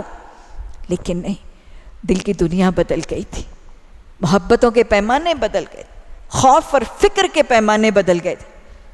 نقص من الاموال، مالوں کی کمی سے آزمائے جا رہے تھے، دھن کی دیوی کو لات مار دی۔ اللہ کی محبت، اللہ کے حبیب صلی اللہ علیہ وسلم کی محبت تمام محبتوں پر غالب ہو گئی، باپ نے ماں نے گھر سے نکال دیا، ماں نے لباس تک چھین لیا۔ حضرت مصعب بن عمیر کے جسم پر ایک پرانا سا کمبل کا ٹکڑا ہوتا تھا اور اس سے محض اپنا ستر چھپاتے تھے۔ نبی صلی اللہ علیہ وسلم اس زرق برق ریشمی لباس والے مصعب بن عمیر کو اس پھٹے پرانے کمبل میں ملبوس دیکھتے تھے تو بسا اوقات آنکھوں سے آنسو جاری ہو جاتے تھے۔ لیکن اللہ صبر کرنے والوں کے ساتھ بھی ہے اور اللہ صبر کرنے والوں کا قدردان بھی ہے۔ اللہ نے یہ قربانیاں ضائع نہیں کی تھیں. حضرت مصعب بن عمیر کا واقعہ کہ یہ مبلغ مدینہ بن کر بھیجے گئے. جب بیعت عقبہ ثانیہ ہوئی، سیکنڈ پلیج آف عقبہ ہوئی، تو مدینہ سے آنے والوں نے رسول اللہ صلی اللہ علیہ وسلم سے درخواست کی کہ یا رسول اللہ صلی اللہ علیہ وسلم، ہم پچھلے سال بھی آپ سے دین سیکھ کر گئے لیکن ہم وہاں پہ لوگوں کو ویسے نہیں سکھا سکے. ظاہر ہے تھوڑے دنوں کا ساتھ اور تھوڑا سا قیام. آپ سے درخواست ہے کہ اس دفعہ ہمارے ساتھ اپنے ساتھیوں میں سے، یعنی جن کو آپ نے سکھا پڑھا بتا دیا ہے اور جن کے پاس علم ہے آپ کے دین کا، اپنے ساتھیوں میں سے کوئی ایک ساتھی ہمارے ساتھ بطور مبلغ اور دائی بھیجیں تاکہ آپ کا پیغام مدینہ تک پہنچا سکیں. راوی فرماتے ہیں، ان میں حضرت عمر بھی ہیں، راوی فرماتے ہیں کہ نبی صلی اللہ علیہ وسلم نے اپنی نگاہ صحابہ کی جو جماعت بیٹھی ہے اس میں گھمانی شروع کی. سب کا دل ہے کہ مجھے منتخب کیا جائے. اور حضرت عمر رضی اللہ تعالیٰ عنہ تو فرماتے ہیں کہ میں اونچا ہو کے بیٹھ رہا تھا، جان کے میں اونچا ہو رہا تھا کہ میں زیادہ اونچا ہوں گا تو مجھ پر نگاہ پڑے گی اور مجھے منتخب کر لیا جائے گا. ساروں کو دیکھتے وقت آپ صلی اللہ علیہ وسلم نے اپنی نگاہ حضرت مصعب پر روکی اور فرمایا، مصعب لبیک یا رسول اللہ صلی اللہ علیہ وسلم. آگے نکل گئے حضرت عمر رضی اللہ تعالیٰ عنہ سے. اور بیعت عقبہ ثانیہ والے مدینہ کے صحابہ اکرام کے ساتھ رسول اللہ صلی اللہ علیہ وسلم نے حضرت مصعب بن عمیر کو مدینہ میں مبلغ قرآن بنا کر بھیج دیا، داعی اسلام بنا کر بھیج دیا. مدینہ تو ہو نبی صلی اللہ علیہ وسلم کا، کیا کہتے ہیں، مدینہ تو رسول ہی کہتے ہیں نا صلی اللہ علیہ وسلم. اور اس میں قرآن آپ سے پہلے حضرت مصعب سنائی. اس میں جمعہ نبی صلی اللہ علیہ وسلم سے پہلے پڑھانے کی سعادت حضرت مصعب بن عمیر کو ملے. تو اللہ اجر بھی ضائع نہیں کرتا، اللہ دنیا میں بھی درجات دیتا ہے اور اللہ آخرت میں بھی درجات دیتا ہے. اور اس صبر کے بدلے آخری وقت تک، آخری سانسوں تک اسلام میں استقامت بھی دیتا ہے اور ایمان کی ثابت قدمی بھی دیتا ہے. یہ صبر اور صبر کے انعامات، حضرت مصعب بن عمیر کو یہ سب انعامات مل. شہید ہوتے ہیں، میدان جنگ میں ہیں، جھنڈا پکڑا ہے، ایک جھنڈا سیدھے ہاتھ میں ہے، دشمن دایاں ہاتھ کاٹ دیتا ہے. علم بردار ہیں لشکر کے، الٹے ہاتھ میں بائیں ہاتھ میں جھنڈا پکڑ لیتے ہیں، پھر وہ بایاں ہاتھ بھی کاٹ لیتے ہیں، پھر کٹے ہوئے دونوں بازوؤں سے اس سینے کے ساتھ مسلمانوں کے لشکر کے جھنڈے کو لگا دیتے ہیں. شہید ہوتے ہیں تو جھنڈا سینے سے لگا ہے. اور پھر یہ شہید ان کے دفن کے موقع پر کفن اتنا مختصر تھا، اتنا مختصر کفن ملا حضرت مصعب بن عمیر کو. یہ بخاری میں روداد ہے کہ صحابہ سر کو ڈھانپتے تھے تو پاؤں کھل جاتا تھا، پاؤں کو ڈھانپتے تھے تو سر کھل جاتا تھا. آپ نے یہ کیفیت دیکھ کر فرمایا، مصعب کے سر کو ڈھانپ دو اور پاؤں پر اصغر گھاس ڈال دو. یہ ہیں وَلَا تَقُولُوا لِمَن يُقْتَلُ فِي سَبِيلِ اللَّهِ أَمْوَاتٌ بَلْ أَحْيَاءٌ وَلَكِن لَّا تَشْعُرُونَ. تو اللہ قدردانی بھی کرتا ہے، ایمان میں سلامتی بھی دیتا ہے، اسلام میں استقامت بھی دیتا ہے اور خاتمہ بالایمان بھی کرتا ہے صابروں کا. تمہیں میں جانوں اور پھلوں کی کمی سے بھی آزمائی گئے. آل یاسر آزمائی گئے، جانوں کی کمی سے آزمائی گئے. آل یاسر چھوٹا سا گھرانہ، حضرت یاسر اور ان کی زوجہ حضرت سمیہ رضی اللہ تعالی عنہا اور ان کے 2 بیٹے جن میں حضرت عمار بھی. یہ وہ خوش نصیب گھرانہ، خوش نصیب بھی اور مظلوم بھی ہے. خوش نصیب گھرانہ جو پورے کا پورا ہی حلقہ بگوش اسلام ہو گیا، جو پورے کا پورا گھرانہ ہی اسلام ایکسیپٹ کر لیتا ہے. اب مشرکین سے یہ گھرانہ ایبزارب نہیں ہو رہا تھا، ہضم نہیں ہو رہا تھا. باقی تو کسی گھرانے کی بیوی، کسی کی بیٹی، کسی کا شوہر، کسی کا داماد، ایک ایک دو دو افراد مسلمان ہو رہے تھے نا.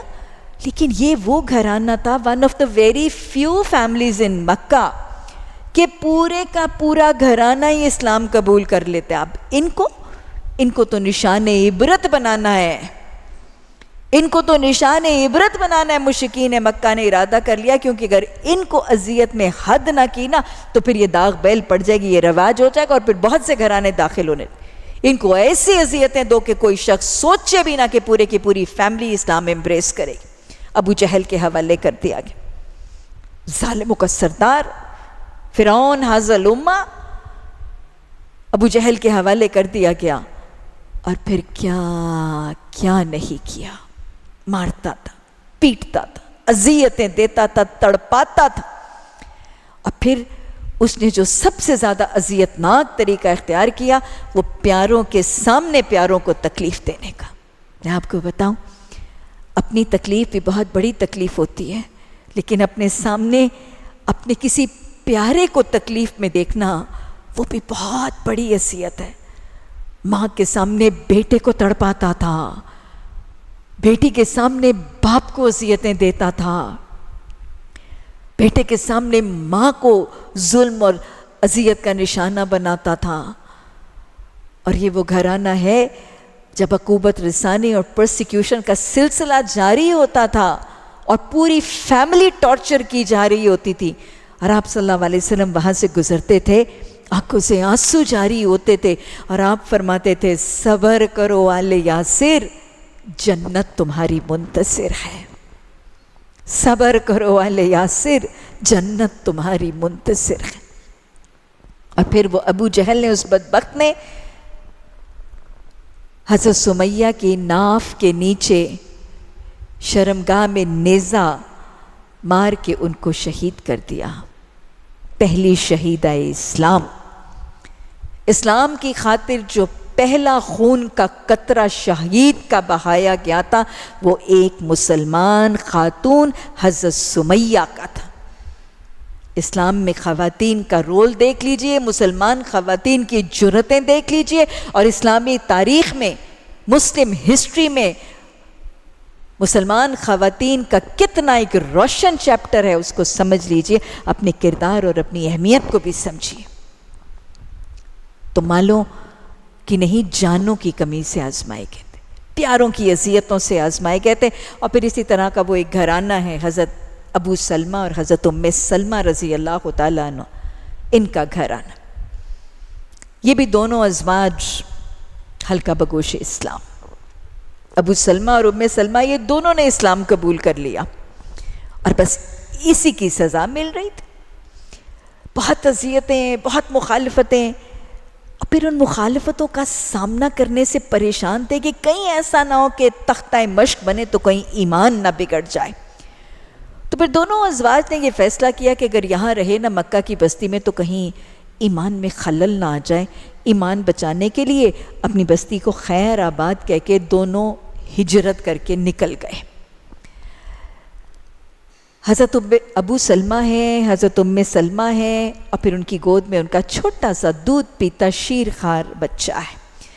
یہ تینوں افراد ہجرت کر کے مکہ سے تھوڑی ہی دور جاتے ہیں کہ ام سلمہ رضی اللہ تعالیٰ عنہ کے میکے والے، ان کے خاندان والے آتے ہیں اور بڑے غصے سے ابو سلمہ سے کہتے ہیں کہ تم نے پہلے ہماری بیٹی کا دین خراب کیا، اس کو آبائی دین سے پھیرا، مرتد کیا دین ابراہیمی سے، اور اب ہماری بیٹی کو ہماری بستی سے اور ہمارے گھروں سے دور لے کے جا رہے ہو. ہم تمہیں ایسے نہیں کرنے دیں گے. میکے والوں نے حضرت ام سلمہ کو شوہر سے جدا کر کے واپس مکہ لے آئے، اور شوہر حضرت ابو سلمہ ہجرت کر کے مدینہ چلے گئے. گھر کٹ گیا، افراد جدا ہو گئے. آزمائش ہے، میں تمہیں جانوں کی کمی سے آزمایا جاؤں گا. باپ بچے سے جدا ہے، بچہ باپ سے محروم ہے، اور بیوی شوہر سے جدا، شوہر بیوی سے محروم. کس گناہ کی سزا ہے؟ اتقتلون رجلا یقول ربنا اللہ، یہ کہتے ہیں کہ رب ایک ہے اور ہم تمہارے 360 بتوں کو نہیں مانیں گے اور جم گئے ہیں، ڈٹ گئے ہیں. یہی سزا ہے نا. پھر کیا ہوا؟ ام سلمہ کے پاس ان کا بچہ کچھ دن کے لیے تو رہا، پھر ابو سلمہ کے گھر والے بڑے غیرت میں آتے ہیں، ام سلمہ کے سسرال والے، اس بچے کے ددیال والے آتے ہیں اور ام سلمہ کے گود سے وہ بچہ چھین لیتے ہیں. ہمارے بیٹے کا بچہ ہے، یہ ہمارے گھر آنے کا فرد ہے، یہ ہماری نسل ہے. تمہارا شوہر تم سے جدا کر دیا تمہارے میکے والوں نے، ہمارے بیٹے سے اس کی بیوی اور بچے کو چھین لیا تمہارے میکے والوں نے، اب ہم تمہارے میکے والوں سے بدلہ لیں گے، ہم غیرت والے ہیں، ہم اپنا پوتا تم سے لے لیں. پوتا چھین کے لے جاتے ہیں اور اب ماں اور بچے کو، دودھ پیتے بچے کو ماں سے دور اور ماں کو دودھ پیتے بچے سے دور اور محروم. صحابہ فرماتے ہیں کہ حضرت ام سلمہ کی حالت یہ تھی کہ ایسے دیوانوں کی طرح نہ مکہ کی گلیوں میں روتی پھرتی تھی، بلکتی پھرتی تھی اپنے بچے کی محبت میں اور اس کی یاد میں. ماں تو ماں ہی ہوتی ہے نا، ممتا تو ممتا ہی ہوتی ہے. اور یہاں تک راوی فرماتے ہیں کہ مکہ کی کسی گلی میں نے اپنی عمر کا، اپنے بچے کی عمر کا ایک بچہ دیکھتی تھی نا تو ماں کی گود سے چھین کے اس بچے کو اپنے سینے سے لگا لیتی اور روتی اور تڑپتی اور بلکتی پھرتی تھی. بس یہ حال نہیں دیکھا گیا تھا اور پھر دل بدل دیا تھا اللہ نے سسرال والوں کے دل میں، اور اس تڑپتے ہوئے پوتے کو دیکھ کر بھی اللہ نے ان سخت دلوں کے دل کو نرم کیا. انہوں نے بچہ واپس آ کے ام سلمہ کو لوٹا دیا. جیسے ہی ماں کی گود میں بچہ واپس آیا، اب حضرت ام سلمہ کو لگا کہ یہ تو درندے ہیں، یہ تو انسان نہیں ہیں، یہ تو پتہ نہیں آگے سے کیسے آزمائیں گے.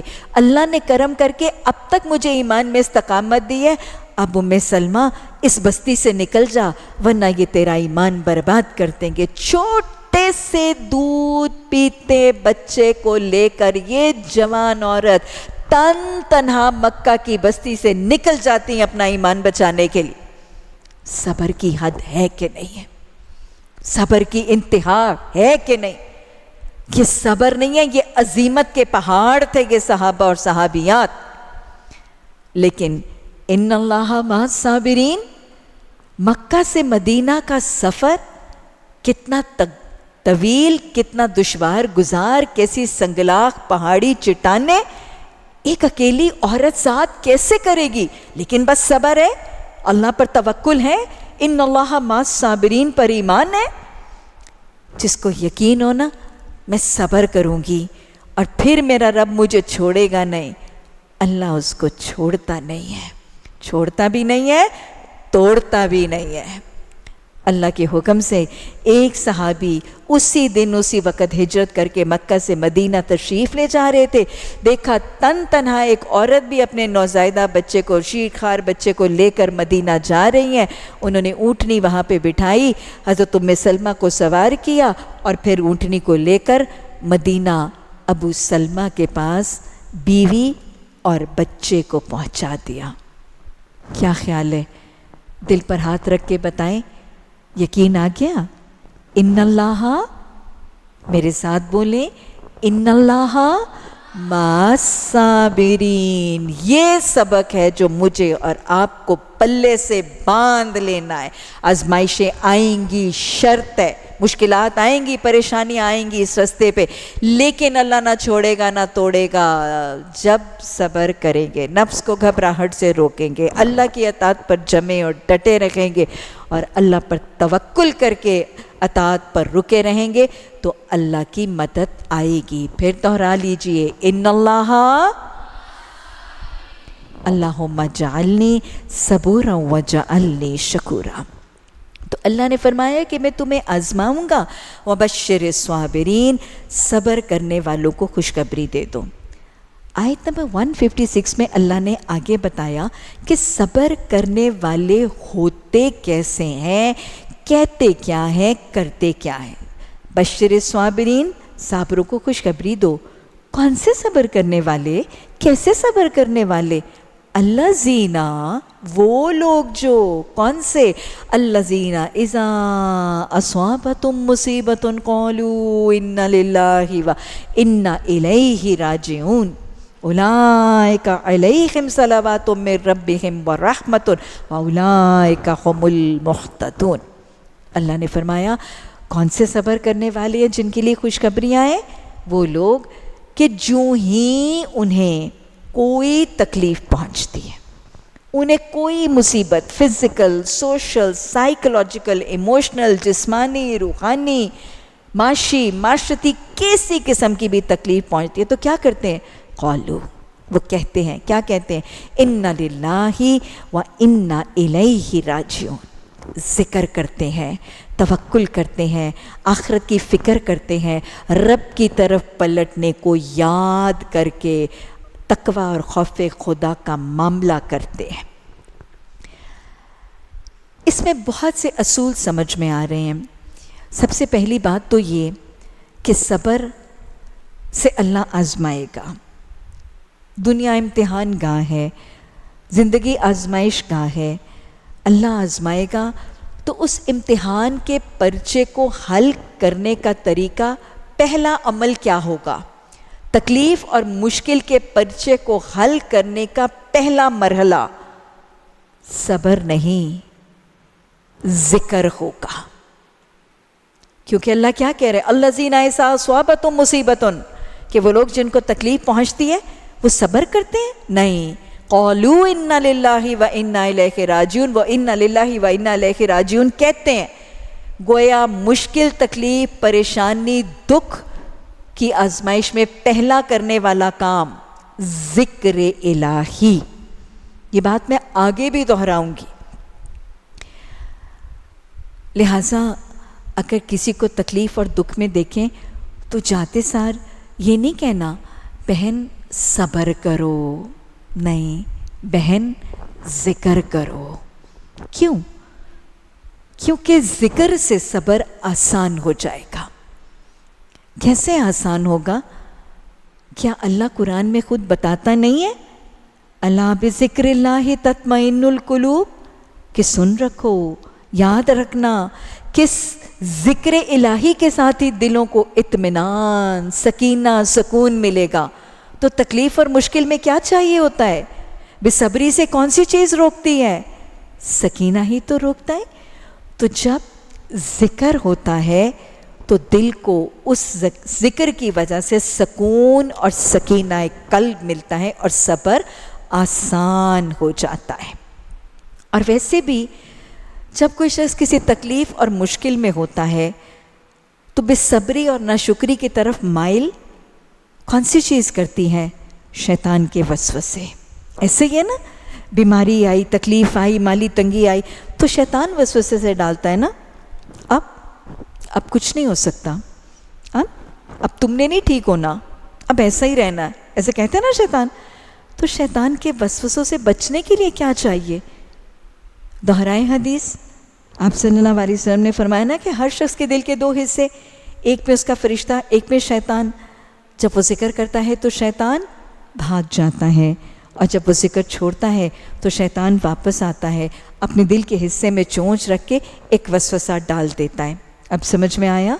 تکلیف ہوگی، ذکر ہوگا، دل میں اللہ کی یاد، زبان پہ اللہ کا نام ہوگا تو ایک تو سکینہ ملے گا، دوسرا شیطان کے وسوسوں اور اکساہٹوں سے جس نے نا امیدی ڈالنی تھی، جس نے مایوسی ڈالنی تھی، جس نے ناشکری کی طرف مائل کرنا تھا، جس نے بے صبری کی طرف قائل کرنا تھا، اس کے وسوسوں سے حفاظت ہو گئی۔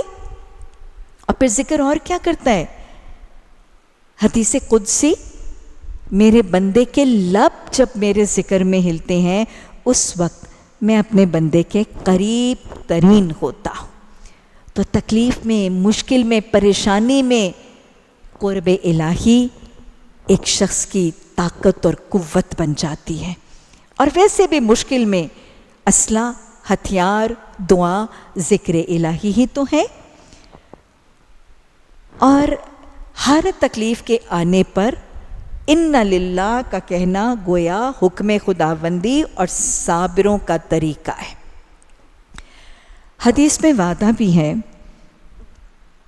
کہ آپ صلی اللہ علیہ وسلم نے فرمایا کہ مومن کو جب بھی کوئی تکلیف پہنچتی ہے یہاں تک کہ اگر اس کا تسمہ بھی ٹوٹ جاتا ہے، یعنی اتنی چھوٹی سی بات، تو بھی اسے چاہیے کہ وہ انا للہ و انا الیہ راجعون کہے۔ گویا قرآن میں بھی تاکید، صابروں کی بھی صفت، اور حدیث میں بھی تاکید، چھوٹی بڑی کوئی بھی تکلیف تو کیا کہنا ہے؟ انا للہ و انا الیہ راجعون۔ حدیث میں وعدہ اجر کا بھی ہے۔ آپ صلی اللہ علیہ وسلم نے فرمایا کہ جب کسی مومن کو کوئی تکلیف پہنچتی ہے، اس کی کوئی چیز اس سے فوت ہو جاتی ہے، فوت ہو جاتی ہے کہ مطلب اسے کھو جاتی ہے، he loses some near and dear things، اس کی کوئی پریشس چیز، کوئی نیئر اور ڈیئر رشتہ، جب کہ کوئی چیز اس سے فوت ہو جاتی ہے اور وہ انا للہ و انا الیہ راجعون کہتا ہے، تو اللہ کے حکم سے اس کو اجر دیا جاتا ہے۔ کس کا؟ اس کے صبر کا۔ لیکن آپ نے فرمایا کہ اس کے بعد بھی جب بھی کبھی اس شخص کو اس چیز کی یاد ستاتی ہے اور پھر وہ کہتا ہے انا للہ، تو اس کو اتنا ہی اجر دیا جاتا ہے جتنا پہلی دفعہ انا للہ کے کہنے کا دیا گیا تھا۔ کتنا بڑا اجر ہے! کوئی بڑی قیمتی سی مہنگی سی چیز ٹوٹ گئی، خراب ہو گئی، ضائع ہو گئی، گم گئی، کھو گئی، یعنی فوت ہو گئی، اس وقت انا للہ کہا، گناہ جھڑے اور نیکیاں ملیں۔ لیکن 2 سال بعد، 4 سال بعد پھر وہ چیز یاد آئی، پھر وہ پیارا یاد آیا، پھر انا للہ کہا، تو اتنا ہی اجر ملے گا جتنا پہلی دفعہ انا للہ کہنے کا۔ کتنا بڑا وعدہ ہے۔ ایک اور وعدہ جو حضرت ام سلمہ رضی اللہ تعالیٰ عنہ خود شیئر کرتی ہیں۔ حضرت ام سلمہ رضی اللہ، یہ جن کے واقعات میں نے بھی آپ کو سنائے، فرماتی ہیں کہ جب ہم مدینہ ہجرت کر کے پہنچ گئے اور ہمارا سارا گھرانہ اکٹھا ہو گیا، یعنی شوہر، بیوی، بیٹا، ہم سب as a family reunite کر گئے، تو کچھ ہی دیر کے بعد میرے شوہر ابو سلمہ ایک جنگی یعنی ایک جہاد کے مارکے پر تشریف لے گئے۔ وہاں جا کر شدید زخمی ہوئے، میدان جنگ میں شدید زخمی ہونے کے بعد گھر لائے گئے، لیکن زخموں کی تاب نہ لاتے ہوئے شہید ہو گئے۔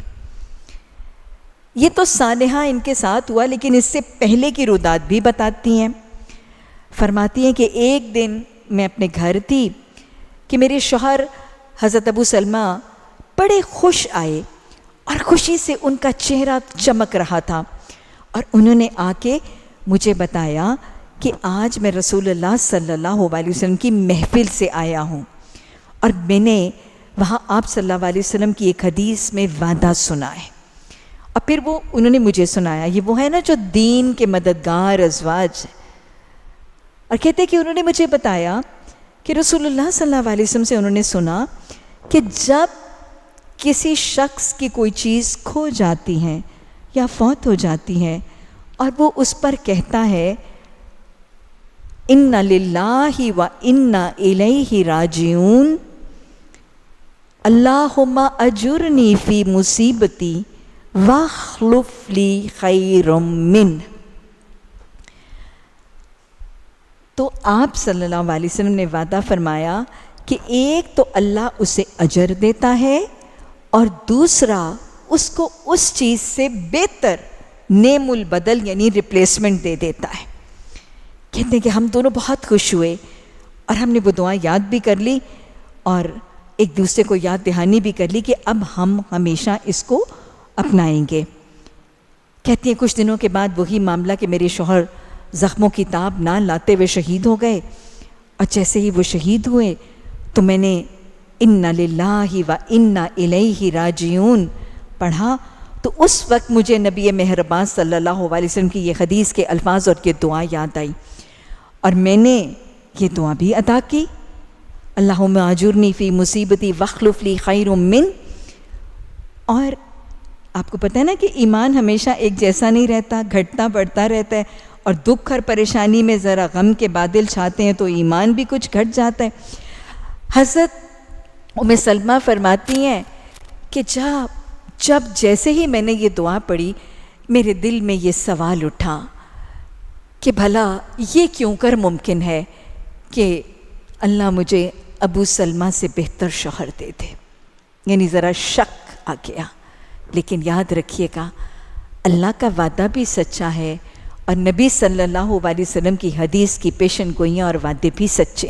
الصادق الامین کا یہ وعدہ حضرت ام سلمہ کو تو تردد ہوا کہ مجھے ابو سلمہ سے بہتر شوہر کیسے مل سکتا ہے. Like he was one of the best husbands I could ever think of and imagine of or dream of.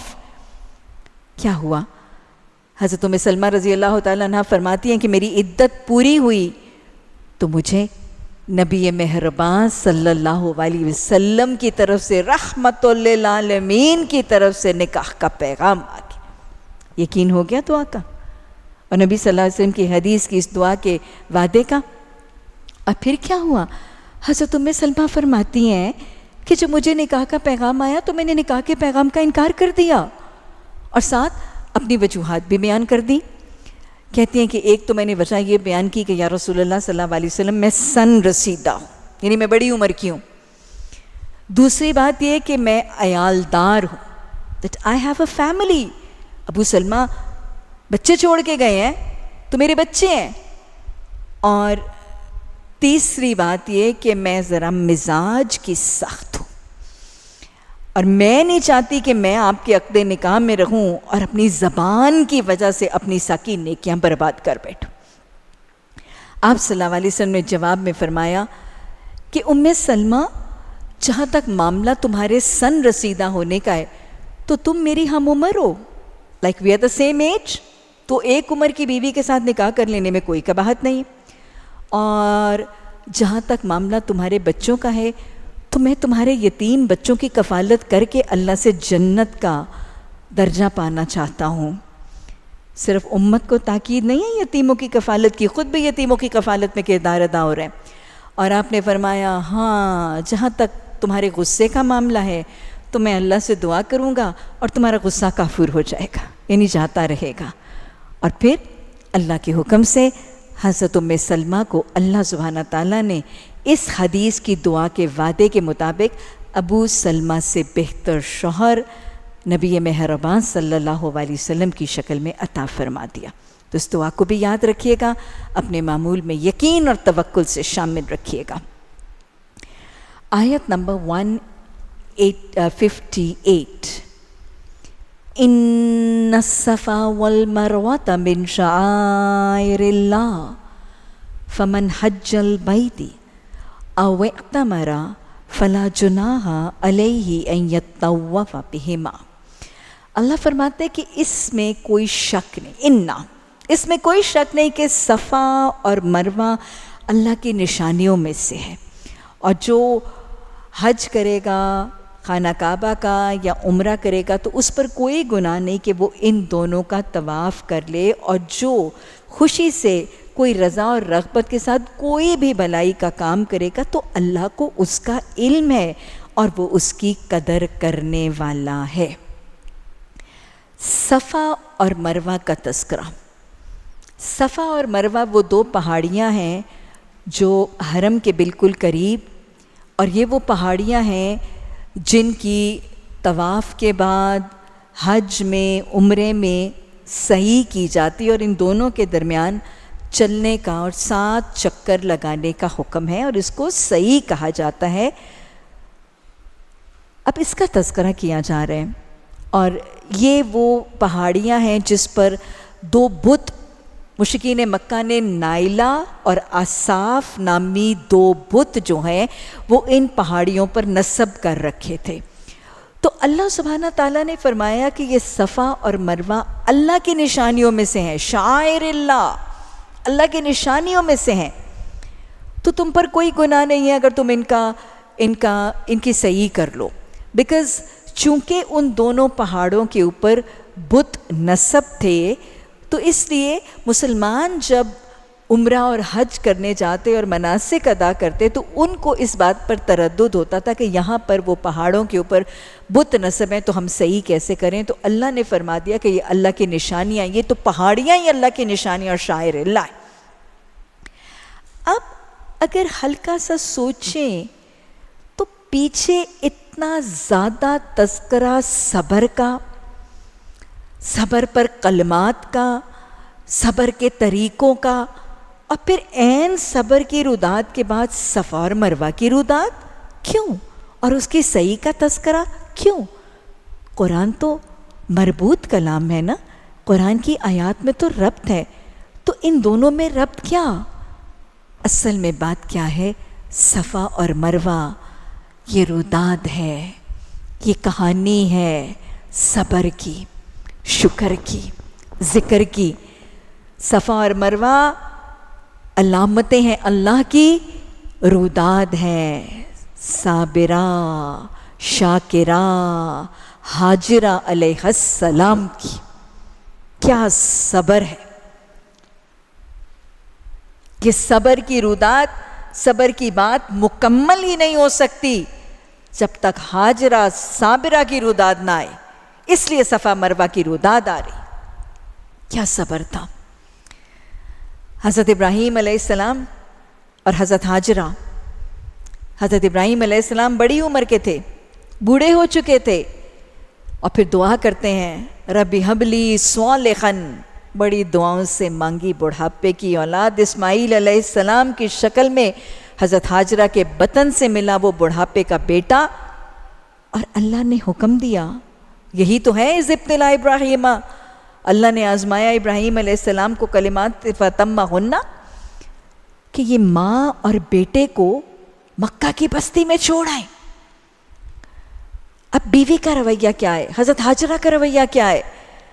جب اللہ کا حکم آتا ہے، نبی کا حکم آتا ہے، شوہر کا حکم آتا ہے کہ فلسطین کی بستی سے اب مکہ کی بستی میں جانا ہے، تو بلا چون چرا، تردد، تکلف، تاخیر، بغیر ڈیلے، بغیر کسی قسم کے بحث تکرار کے، سمینا واتوانا، اسلم کے بعد اسلم تو، سفر آسان نہیں تھا۔ چھوٹا سا نوزائیدہ نو نہال دودھ پیتا بچہ لے کر ایک ماں کا، اور اتنا منتو مرادوں والا بچہ، اس دودھ پیتے بچے کو لے کر ماں کا اتنا طویل سفر، گرمی کا سفر، مشقت والا سفر، سنگلاخ، پہاڑی، چٹانوں، ریگستانوں، صحراؤں والا سفر۔ آج کی بیویوں کا حال تو یہ کہ شوہر ذرا سا رات کو دیر سے آ کر کہے کہ اماں کے گھر چل، تو میں تو سارے دن کی تھکی ہوئی کام کاج کر کے، مجھ سے تو نہیں جایا جاتا، پٹاخ کر کے شوہر کو جواب اور انکار۔ لیکن کتنا لمبا سفر ہے، کوئی انکار نہیں، کوئی تردد نہیں، کتنی مشقت کا سفر طے کرتی ہیں۔ صبر ہے، صبر ہے، اور صبر کا پہاڑ ہے، اور یہ کہاں ابھی تو عزیمت آگے آئے گی۔ اب پہنچ کے کون سی وادی ہے؟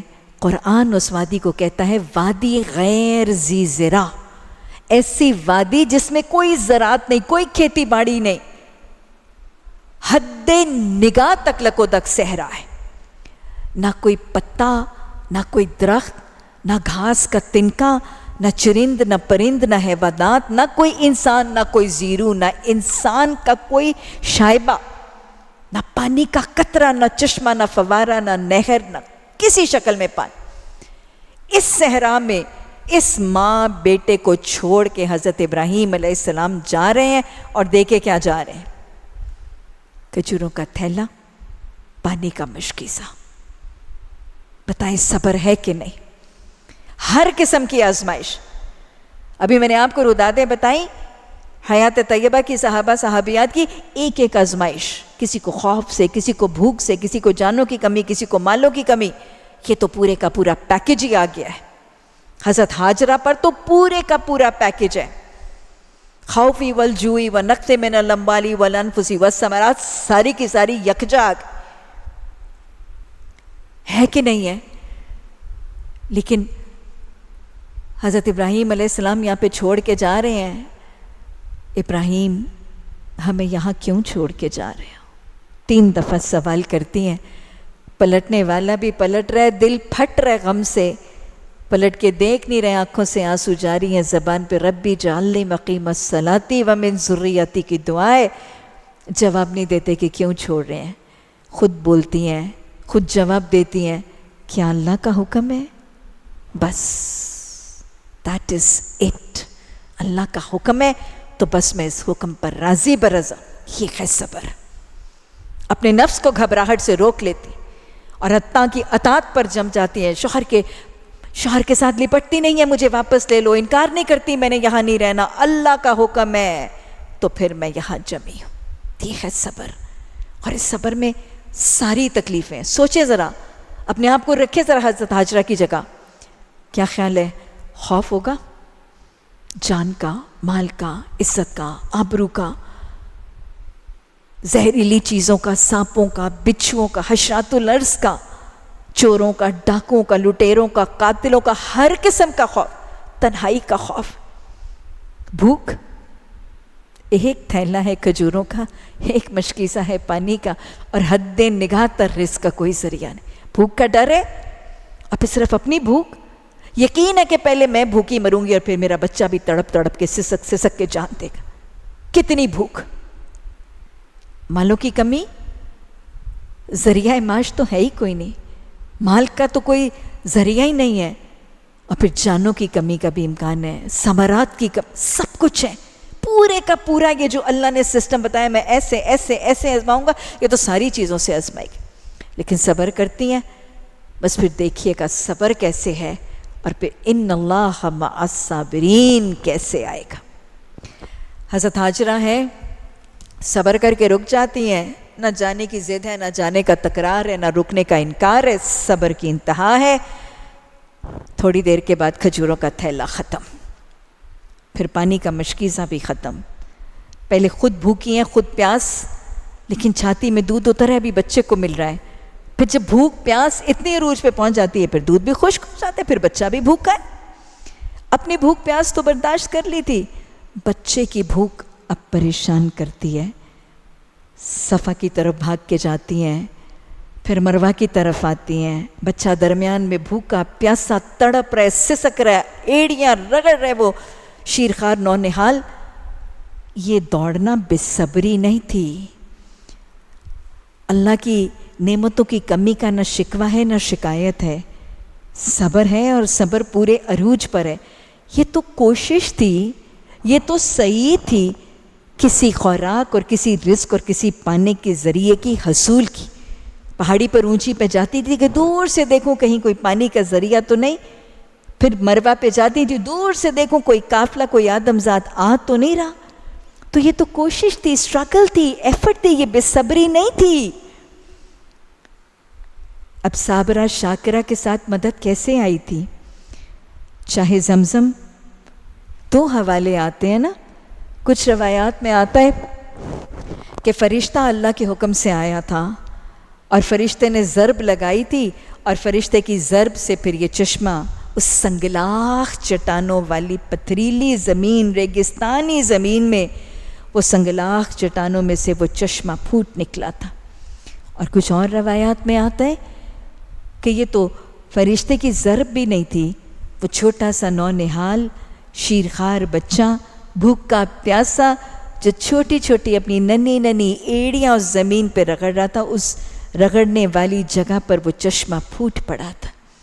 کتنا کمزور، کتنا لاغر، کتنا ضعیف وہ بچہ. اور پھر کبھی آپ نے چھوٹے بچوں کی ایڑیاں دیکھی ہیں؟ کتنی نرم ہوتی ہیں، چھوٹی چھوٹی گول گول نرم نرم ایڑیاں، اور پھر بچہ اتنا کمزور اور بھوک سے نڈھال. کتنی طاقت ہوگی اس میں. لیکن طاقت اس بچے کی تو اہم تھی ہی نہیں، طاقت تو صابرہ کے صبر کی تھی، طاقت تو عزیمت کے پہاڑ کی تھی. اللہ کے حکم سے وہ چشمہ پھوٹتا ہے اور وہ پانی بہتا ہے. سائڈ پہ منڈیر بناتی ہیں کہ یہ پانی رک جائے، کہیں ضائع نہ ہو جائے. اسے کہتی ہیں تھم جا زم زم. نہیں تھمے گا، نہ اس وقت تھما تھا نہ قیامت تک تھمے گا. کتنے 100 سال گزر گئے، وہ نہیں تھما، وہ جاری ہے، وہ جاری ہے، وہ بہتا ہے، وہ بہتا ہے. اور وہ پانی اب وہاں کہاں، وہ تو پائپیں لگا کے مدینہ بھی لے گئے، وہ تو جدہ بھی لے گئے، ساری دنیا میں بوتلیں بھر کے پہنچا بھی دی. آب زمزم اعلان کرتا ہے صابروں کے لیے، ان اللہ مع الصابرین. صبر کر کے تو دیکھو. صبر کر کے تو دیکھو اللہ کی مدد ایسے غائبانہ آتی ہے، اور ایسے اللہ پھر قدردانی کرتا ہے کہ پھر قدردانی کر کے ان کا ذکر خیر آب زمزم اور چاخ زمزم کی شکل میں قیامت تک کے لیے جاری کر دے۔ تم صبر کر کے تو دیکھو، تمہارا صبر فیض پہنچائے گا تمہاری آگے والی نسلوں کو، نہیں رہتی دنیا تک تمہارا صبر فیض پہنچائے گا۔ صبر جتنا زیادہ ہوتا ہے مدد اتنی بڑی آتی ہے، صبر جتنا زیادہ ہوتا ہے اجر اتنا بڑا ہوتا ہے، صبر جتنا زیادہ ہوتا ہے اتنا اس کا فیض عام زیادہ ہوتا ہے۔ اللہم اجعلنی صبورا وجعلنی شکورا۔ اب یہ چشمہ پھوٹتا ہے، بھوک کی تکلیف تو ختم ہو گئی، کیونکہ آب زمزم میں یہ صفت ہے کہ یہ بھوک بھی مٹاتا ہے، پیاس بھی مٹاتا ہے۔ بھوک بھی ختم، پیاس کا بھی بندوبست۔ اب تن تنہا خاتون، خوف بھی ہے، مالوں کی کمی بھی ہے، نہ کوئی باپ ہے، نہ کوئی شوہر ہے، نہ کوئی بیٹا ہے، نہ کوئی بھائی ہے، کمائے کا کون، کہاں سے زندگی کا ذریعہ چلے گا؟ پتہ ہے کیا ہوا؟ ریگستانوں کا طریقہ یہ ہے کہ جب کسی جگہ پر کوئی پانی کا ذریعہ، کوئی چشمہ وغیرہ ہوتا ہے اور وہاں پہ پانی جمع ہو جائے تو اس زمین کے ٹکڑے پر آسمان پر پرندے اڑنے لگتے ہیں، اور یہ پرندوں کا اڑنا صحرا میں کسی جگہ پر علامت ہوتی ہے کہ اس کے نیچے کوئی پانی کا ذخیرہ ہے، اور اس کو دیکھ کر مسافر صحراؤں میں پانی کے ذخائر تک پہنچنے کا طریقہ اختیار کرتے ہیں۔ اب جب یہ چاخ زمزم وہاں پہ چشمہ پھوٹتا ہے تو اوپر آسمان پر پرندے اللہ کے حکم سے اڑنے لگتے ہیں۔ دور سے ایک قبیلہ کسی اور طرف عازم ہے، ادھر نہیں آنا ہے اس نے، وہ قبیلہ جرہم کا قافلہ ہے، وہ دیکھتے ہیں وہاں پرندے اڑ رہے ہیں، پانی کا ذریعہ ہے۔ وہ قبیلہ جرہم کے لوگ اپنے قافلے کی ڈائریکشن کو بدل کے یہاں پر آ جاتے ہیں، اور پھر یہاں پر پڑاؤ کر لیتے ہیں، یہاں پہ بستی آباد ہو جاتی ہے مکہ کی۔ تنہائی کا خوف بھی ختم ہو گیا اور باقی بھوک کا خوف بھی ختم ہو گیا۔ اب مالوں کی کمی، کوئی مرد ذات نہیں ہے ان کے لیے کمانے والا۔ اللہ نے مالوں کی کمی کو کیسے دور کیا؟ یہ جو چاہے زمزم تھا اس کی مالکن بن کے بیٹھ جاتی ہیں۔ قبیلہ جرہم والوں کو کہتی ہیں کہ میں بارٹر کروں گی یہ پانی تم سے، چاہے زمزم کا پانی تمہیں دوں گی، یہ تو میری دستیابی ہے، یہ تو میرا چاہے زمزم ہے۔ اور پھر چاہے زمزم کا پانی اس صحرا میں لوگوں کو دیتی تھی، اور اس کے بدلے اس زمانے میں بارٹر کا طریقہ تھا، چیزیں بھی وصول کرتی تھیں اور ضروریات زندگی بھی پوری کرتی تھیں۔ یقین آتا جا رہا ہے، ان اللہ مع الصابرین، اللہ صابروں کو نہ چھوڑتا ہے نہ توڑتا ہے۔ اور پھر یہاں بستی آباد ہوتی ہے، بیٹا اللہ کے حکم سے جوان ہوتا ہے، اور پھر بیٹے اور شوہر کے ہاتھوں سے اللہ اذ یرفع ابراہیم القواعد من البیت و اسماعیل، پھر اللہ سبحانہ تعالیٰ ان کو امامت سے نوازتا ہے، اور پھر اللہ سبحانہ تعالیٰ ان کے ہاتھوں سے خانہ کعبہ کی تعمیر کرواتا ہے۔ یقین آ گیا، صابروں کے ساتھ اللہ کی مدد بھی ہے، صابروں کو اللہ اجر بھی دیتا ہے، صابروں کے اللہ گناہ بھی جھاڑتا ہے، صابروں کے اللہ درجات بھی بلند کرتا ہے، صابروں کا ذکر خیر بھی اللہ جاری رکھتا ہے۔ یہ دیکھ لیجئے اللہ نے ذکر خیر کیسے جاری کیا، قیامت تک اللہ سبحانہ تعالیٰ نے حکم دے دیا، کسی عمرہ کرنے والے کا عمرہ پورا نہیں ہوگا، کسی عازم حج کا حج پورا نہیں ہوگا جب تک صفا اور مروہ کے درمیان 7 چکر حاجرہ صابرہ شاکرہ کی طرح لگا نہیں لوگے۔ ادھر صابر شاکر توحید پرست و مکانہ من المشرکین کے نقشے پا دکھائے گئے تھے، کہاں پر؟ مقام ابراہیم پر، تاکہ آنکھوں سے دیکھو اور اس رستے پر چلنا آسان ہو جائے۔ یہاں پر حج کرنے آئے ہو، صبر کی اور شکر کی تربیت لینے آئے ہو، چلو صابرہ کے رستے پہ چل کے دیکھو، چلو شاکرہ کے قدموں پہ چل کے دیکھو، تاکہ تمہارے لیے باقی زندگی صبر اور شکر کرنا آسان ہو جائے۔ یہ ہے شعائر اللہ، اور یہ ہے اللہ کے ہاں صابروں اور شاکروں کی قدردانی۔ اللہم اجعلنی صبورا وجعلنی شکورا۔ آیت نمبر 159۔ جو لوگ ہماری نازل کی ہوئی روشن تعلیمات اور ہدایات کو چھپاتے ہیں، دراں حالانکہ ہم نے انہیں سب لوگوں کی رہنمائی کے لیے اپنی کتاب میں بیان کر چکے ہیں، تو یقین جانو اللہ بھی ان پر لعنت کرتا ہے اور تمام لعنت کرنے والے بھی ان پر لعنت بھیجتے ہیں، البتہ جو اس روش سے باز آ جائیں اور اپنے طرز عمل کی اصلاح کر لیں اور جو کچھ چھپاتے تھے اسے بیان کرنے لگیں تو ان کو میں معاف کر دوں گا، میں بڑا درگزر کرنے والا اور رحم کرنے والا ہوں۔ اللہ سبحانہ تعالیٰ یہاں پر ایک انتہائی ناپسندیدہ عمل اور ملعون عمل کا ذکر فرما رہے ہیں۔ وہ ملعون عمل کون سا ہے؟ ان الذین یکتمون ما انزلنا من البینات والہدی، وہ لوگ جو اللہ سبحانہ تعالیٰ کی روشن تعلیمات اور ہدایات کو، جو اللہ نے ہدایت کے لیے کتاب میں نازل کی ہیں، ان کو چھپاتے ہیں۔ ان کے لیے بتایا جا رہا ہے کہ ان پر اللہ بھی لعنت کرتا ہے اور تمام لعنت کرنے والے ان پر لعنت کرتے ہیں۔ یہ بات یاد رکھیے گا، جس بھی عمل کے لیے لعنت کے الفاظ آ جائیں وہ عمل کبیرہ گناہ ہوتا ہے۔ لعنت کا مطلب ہے اللہ کی رحمت سے محروم ہو جانا، اور اللہ کی رحمت وہ ہے جس کے حوالے سے حضرت عائشہ رضی اللہ تعالی عنہا کے سوال پر کہ جب رسول اللہ صلی اللہ علیہ وسلم کثرت سے اللہ کی رحمت کی دعا کرتے تھے تو حضرت عائشہ رضی اللہ تعالی عنہا نے رحمت کے حوالے سے سوال کیا، تو آپ صلی اللہ علیہ وسلم نے جواب دیا کہ عائشہ، کوئی شخص جنت میں داخل نہیں ہو سکتا جب تک اللہ کی رحمت اس کے شامل حال نہ ہو جائے۔ حضرت عائشہ نے فرمایا یا رسول اللہ صلی اللہ علیہ وسلم آپ بھی؟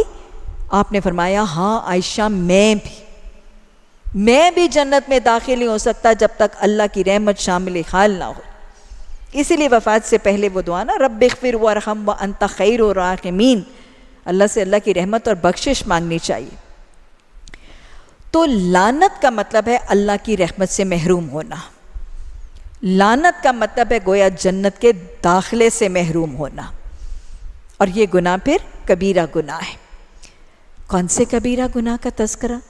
کہ قرآن کی آیات موجود ہیں، اللہ کے احکامات، تعلیمات، حلال حرام، حدود اللہ، نیکی گناہ، جائز ناجائز، سب چیزیں قرآن میں، عقائد سب قرآن میں موجود ہے، لیکن واضح تعلیمات کو سمجھنے ماننے کے باوجود لوگ ان کو دانستہ چھپاتے ہیں اور لوگوں تک نہیں پہنچاتے، تو اس کو ملعون عمل کہا گیا ہے۔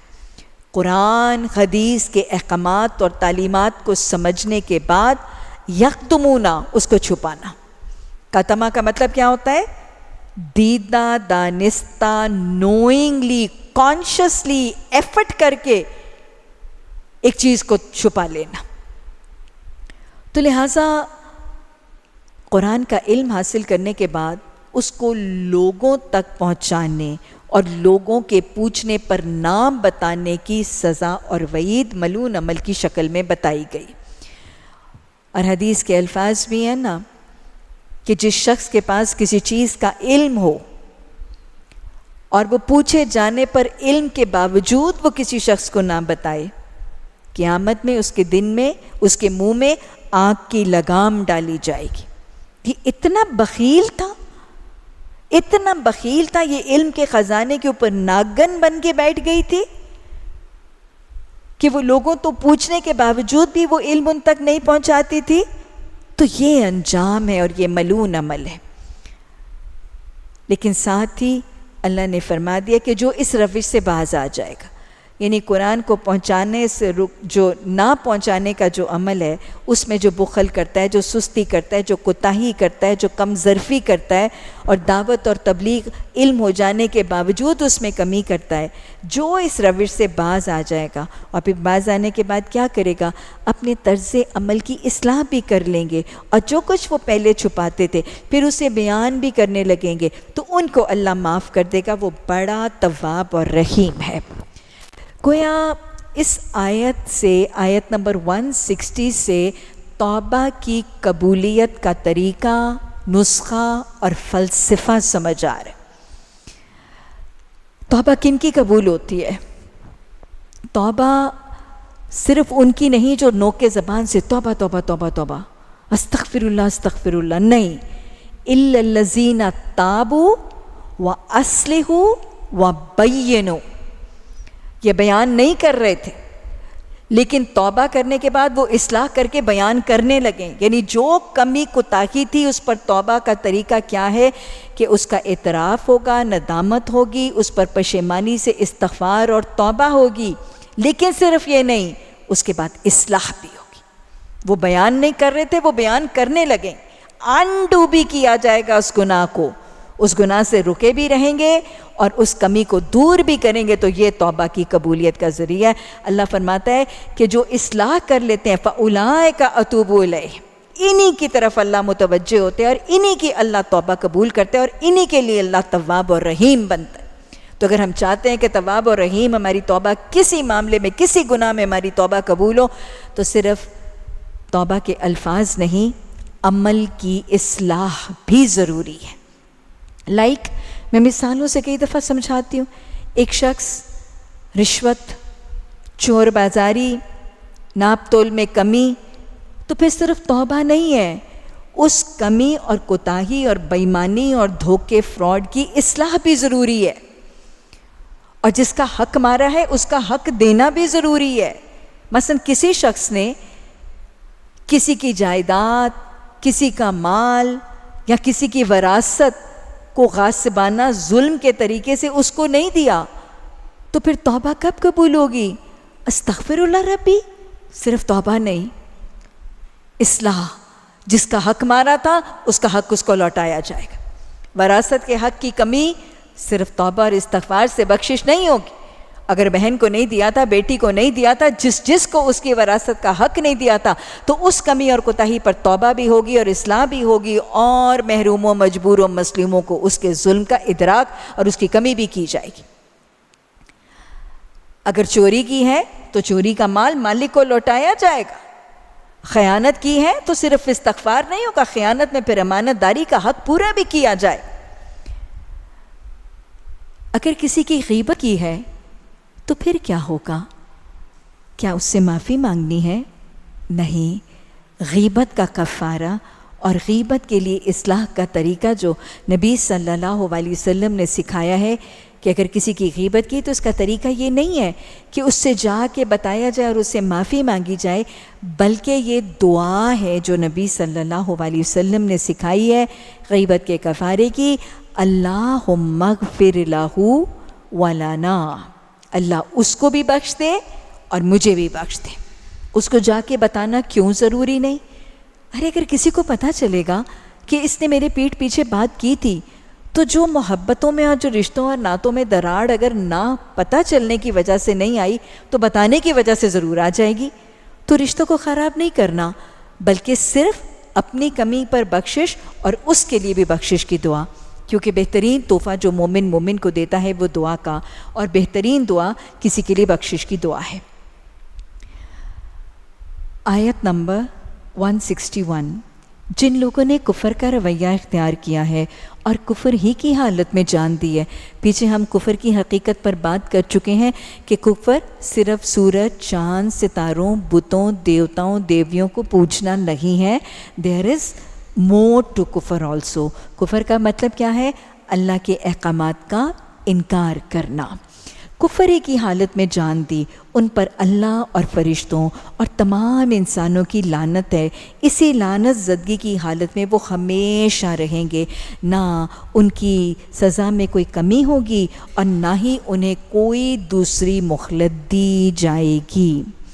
وَإِلَٰهُكُمْ إِلَٰهٌ وَاحِدٌ لَا إِلَٰهَ إِلَّا هُوَ الرَّحْمَٰنُ الرَّحِيمُ، تمہارا خدا بس ایک ہی ہے، اس رحمان اور رحیم کے سوا اور کوئی خدا نہیں۔ رکوع نمبر 19 کی آخری آیت، آیت نمبر 163 میں توحید کا تصور اور شرک کی نفی، لا الہ الا واحد رب کا تعارف اور شرک کی نفی کرنے کے بعد اب اگلی آیت، اگلے رکوع کی آیت نمبر 164 میں اللہ سبحانہ تعالیٰ کی علامات اور اس کی پہچان کی نشانیاں بتائی جائے۔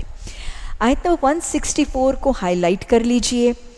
یہ قرآن کی وہ آیت ہے جس ایک آیت میں اللہ سبحانہ تعالیٰ کی سب سے زیادہ نشانیاں، ورنہ there will be places in قرآن جہاں 2، 3، 4 آیتوں میں ملا کر اس سے زیادہ نشانیاں بھی ہوں گی، لیکن قرآن میں کوئی آیت ایسی نہیں ہے کہ ایک آیت میں اس سے زیادہ نشانی۔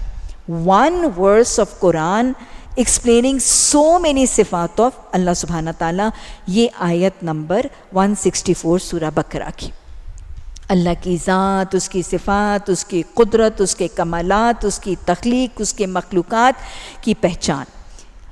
ان فی خلق السماوات والارض واختلاف اللیل والنہار، اللہ فرما رہا ہے، نشانیاں کاؤنٹ کرتے جائیے۔ اللہ فرما رہا ہے کہ اس حقیقت کو پہچاننے کے لیے اگر کوئی نشانی اور علامت درکار ہے تو عقل سے کام لیتے ہیں ان کے لیے۔ آسمان اور زمین کی ساخت میں، رات اور دن کے پہم ایک دوسرے کے پیچھے آنے میں، ان کشتیوں میں جو انسان کے لیے نفع کی چیزیں لیے ہوئے ہیں، دریاؤں اور سمندروں میں چلتی ہیں، بارش کے اس پانی میں جسے اللہ اوپر سے برساتا ہے، پھر اس کے ذریعے سے زمین کو زندگی بخشتا ہے، اور اپنے اسی انتظام کی بدولت زمین میں ہر قسم کے جاندار مخلوق کو پھیلاتا ہے۔ ہواؤں کی گردش میں اور ان بادلوں میں جو آسمان اور زمین کے درمیان تابے بنا کر رکھے گئے ہیں، بے شمار نشانیاں ہیں۔ اللہ سبحانہ تعالیٰ ہمیں اپنی پہچان، ایمان، فرقان، برہان عطا فرما۔ ان نشانیوں کے ذریعے عقیدہ توحید پر جمنا اور شرک سے بچنا ممکن بنا۔ یہ بتانے کے بعد اللہ آگے اکثر معاشروں اور لوگوں کا حال ایک شکوے کی شکل میں بتا رہے کہ اللہ کی پہچان کی تو اتنی علامتیں کائنات میں تمہارے ارد گرد موجود ہیں، لیکن حالت کیا ہے؟ وَمِنَ النَّاسِ مَن يَتَّخِذُ مِن دُونِ اللَّهِ أَندَادًا يُحِبُّونَهُمْ كَحُبِّ اللَّهِ۔ اتنی وحدانیت کی علامتیں موجود ہیں، اتنی توحید کی نشانیاں موجود ہیں، اتنی شرک کی نفی کی علامات موجود ہیں، لیکن خداوندی، وحدت خداوندی پر دلالت کرنے والے ان کھلے کھلے آثار کے ہوتے ہوئے بھی کچھ لوگ ایسے ہیں جو اللہ کے سوا دوسروں کو اس کا ہمسر اور اس کا مد مقابل بناتے ہیں، اور ان کے ایسے گرویدہ ہیں جیسے اللہ کے ساتھ گرویدگی ہونی چاہیے۔ تو ان کی نفی کرنے کے بعد پھر اللہ مومنانہ شان بتائے کہ وہ جو مشرک ہیں، اتنی نشانیوں کے باوجود غیر اللہ کے ساتھ گرویدگی اور غیر اللہ کے ساتھ محبت اور عقیدت کرتے ہیں، حالانکہ حقیقت بہتر کیا ہے؟ والذین آمنوا اشد حب للہ، ایمان لانے والے وہ ہیں جو اللہ کی محبت میں سب سے زیادہ شدید ہے۔ تو ایمان کو درست کرنے، ایمان کو کامل اور مکمل کرنے کے لیے محبتوں کے پیمانوں کو درست کرنا ضروری ہے۔ ایک مومن کے لیے محبت کا اول پیمانہ اطاعت بھی سب سے زیادہ اس کی اور محبت بھی سب سے زیادہ اس کی۔ ایمان کی تکمیل کا پہلا پیمانہ کیا ہے؟ ایمان لانے والے وہ ہیں جو اللہ کی محبت میں سب سے زیادہ شدید ہے۔ اللہ کی محبت تمام محبتوں پر غالب ہوگی تبھی ایمان پورا ہوگا۔ ہمیں کیسے پتہ چلے گا کہ ہم محبت کے اس پیمانے پر پورا اترتے بھی ہیں کہ نہیں؟ چلیں 3 سوال لکھ لیجئے اور یہ کویسچنیر اپنے آپ سے کیجئے تاکہ ہمارے لیے یہ فیصلہ کرنا آسان ہو جائے کہ ہم اس پیمانے پر پورے اترتے ہیں اور ہمارا ایمان مکمل ہے کہ نہیں۔ اللہ کی محبت تمام محبتوں سے شدید ہے کہ نہیں؟ پہلا سوال۔ اللہ کو راضی کرنے کا شوق کم اور اپنے گھر والوں کو راضی کرنے کا شوق کہیں زیادہ تو نہیں؟ دوسرا سوال، اللہ کی ناراضگی سے بچنے کی فکر کم، اور اپنے ازواج اور اولاد کی ناراضگی سے بچنے کی فکر زیادہ تو نہیں؟ تیسرا سوال، اللہ کے سوال حساب کتاب کا فکر کم، سہیلیوں، برادری، رشتہ داروں کے سوال جواب کا فکر زیادہ تو نہیں؟ اگر ایسا ہے تو پھر ابھی محبتوں کا پیمانہ درست نہیں ہوا۔ اگر اللہ کی محبت تمام محبتوں پر غالب ہے تو پھر اللہ کو راضی کرنے کا شوق اہل خانہ کو راضی کرنے کے شوق سے زیادہ ہوگا۔ اللہ کو ناراض کرنے کی فکر اس سے زیادہ ہے کہ اہل خانہ ناراض نہ ہو جائیں، اور اللہ کے حساب کتاب اور سوال کتاب کا فکر، برادری کے سوال، سہیلیوں کا سوال، وہ سہیلیوں کا سوال ہوتا ہے نا، پیئر پریشر، سہیلیاں کیا کہیں، کلاس فیلوز کیا کہیں، یہ تو نے کیا نقاب لے لیا، یہ تو نے کیا ننجا ٹرٹن والا حلیہ اختیار کر لیا، یہ سوال، یہ ہے محبتوں کا پیمانہ پرکھنے کی۔ اللہ ہمیں اپنی محبت عطا فرمائے، اللہ سے اس کی محبت مانگا کریں۔ نبی صلی اللہ علیہ وسلم نے دعا سکھائی ہے، اللہم انی اسألک حبک وحب من یحبک وعمل الذی یبلغنی حبک۔ اللہ ہمیں اپنی محبت عطا فرما، ان لوگوں کی محبت عطا فرما جو تجھ سے محبت کرتے ہیں، اور ان اعمال کی محبت عطا فرما جو ہمیں تیری محبت تک پہنچا دے۔ محبتوں کے پیمانے میں ایمان کی تکمیل کے لیے اگلا پیمانہ نبی صلی اللہ علیہ وسلم کی محبت۔ ایمان کامل کب ہوگا؟ پہلی وَالَّذِينَ آمَنُوا أَشَدُّ حُبًّا لِلَّهِ۔ دوسرا پیمانہ آپ صلی اللہ علیہ وسلم نے فرمایا تم میں سے کسی کا ایمان اس وقت تک پورا نہیں ہو سکتا جب تک تمہارا نفس اس چیز کے تابع نہ ہو جائے جو میں دے کر بھیجا گیا ہوں۔ ایک اور حدیث، تم میں سے کسی کا ایمان اس وقت تک پورا نہیں ہوتا جب تک میں اسے سب چیزوں سے زیادہ محبوب نہ ہو جاؤں، یہاں تک کہ تمہاری اپنی جان بھی۔ تو یہ محبتوں کے پیمانے ہیں، اللہ ان پیمانوں کو درست کرنے کی توفیق عطا فرما۔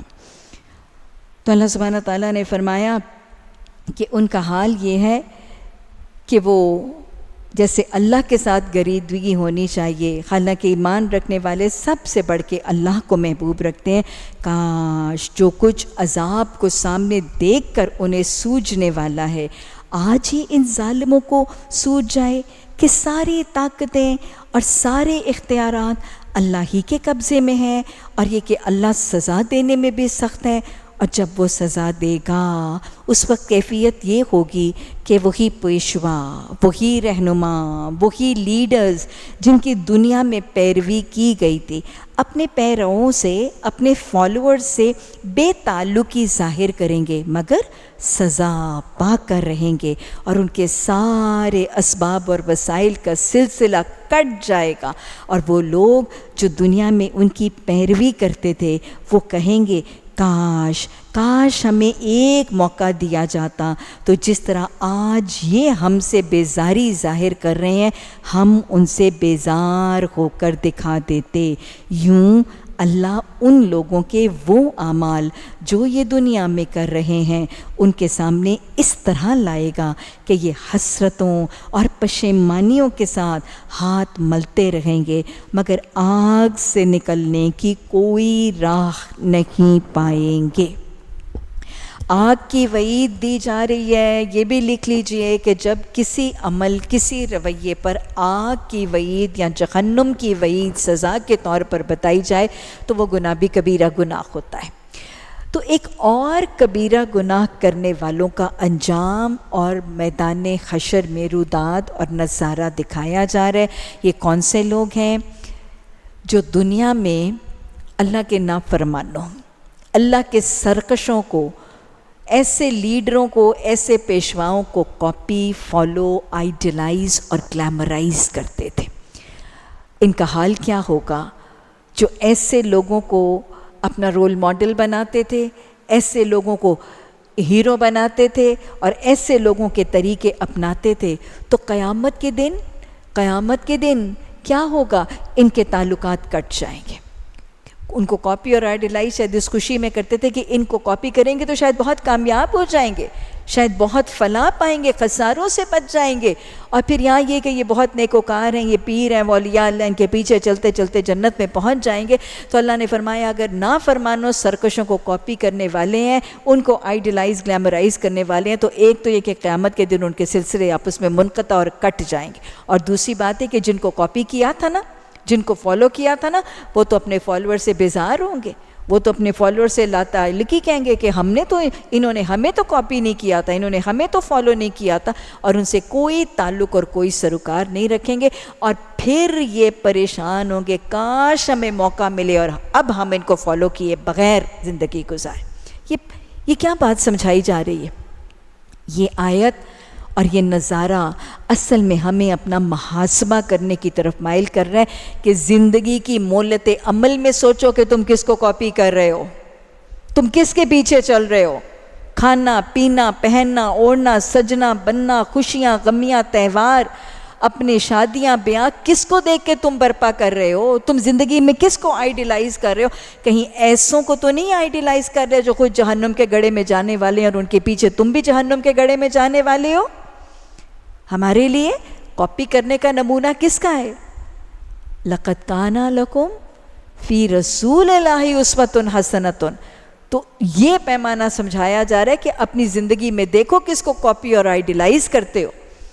اور پھر دوسری بات یہ کہ تم یہ بھی سوچو کہ جو تمہیں کاپی کر رہے ہیں، جو تمہیں آئیڈیلائز کر رہے ہیں، جو تمہارے پیچھے چل رہے ہیں، تم ان کو کیسے نمونے دے رہے ہو.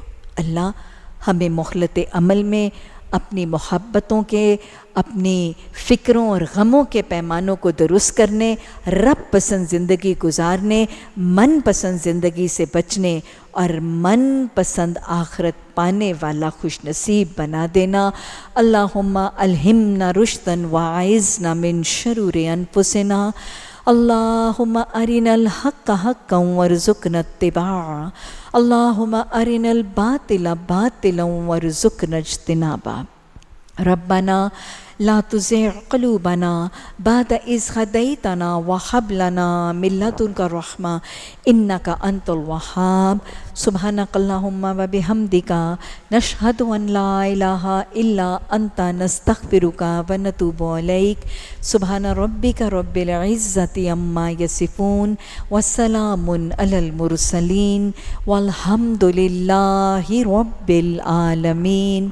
آمین ثم آمین.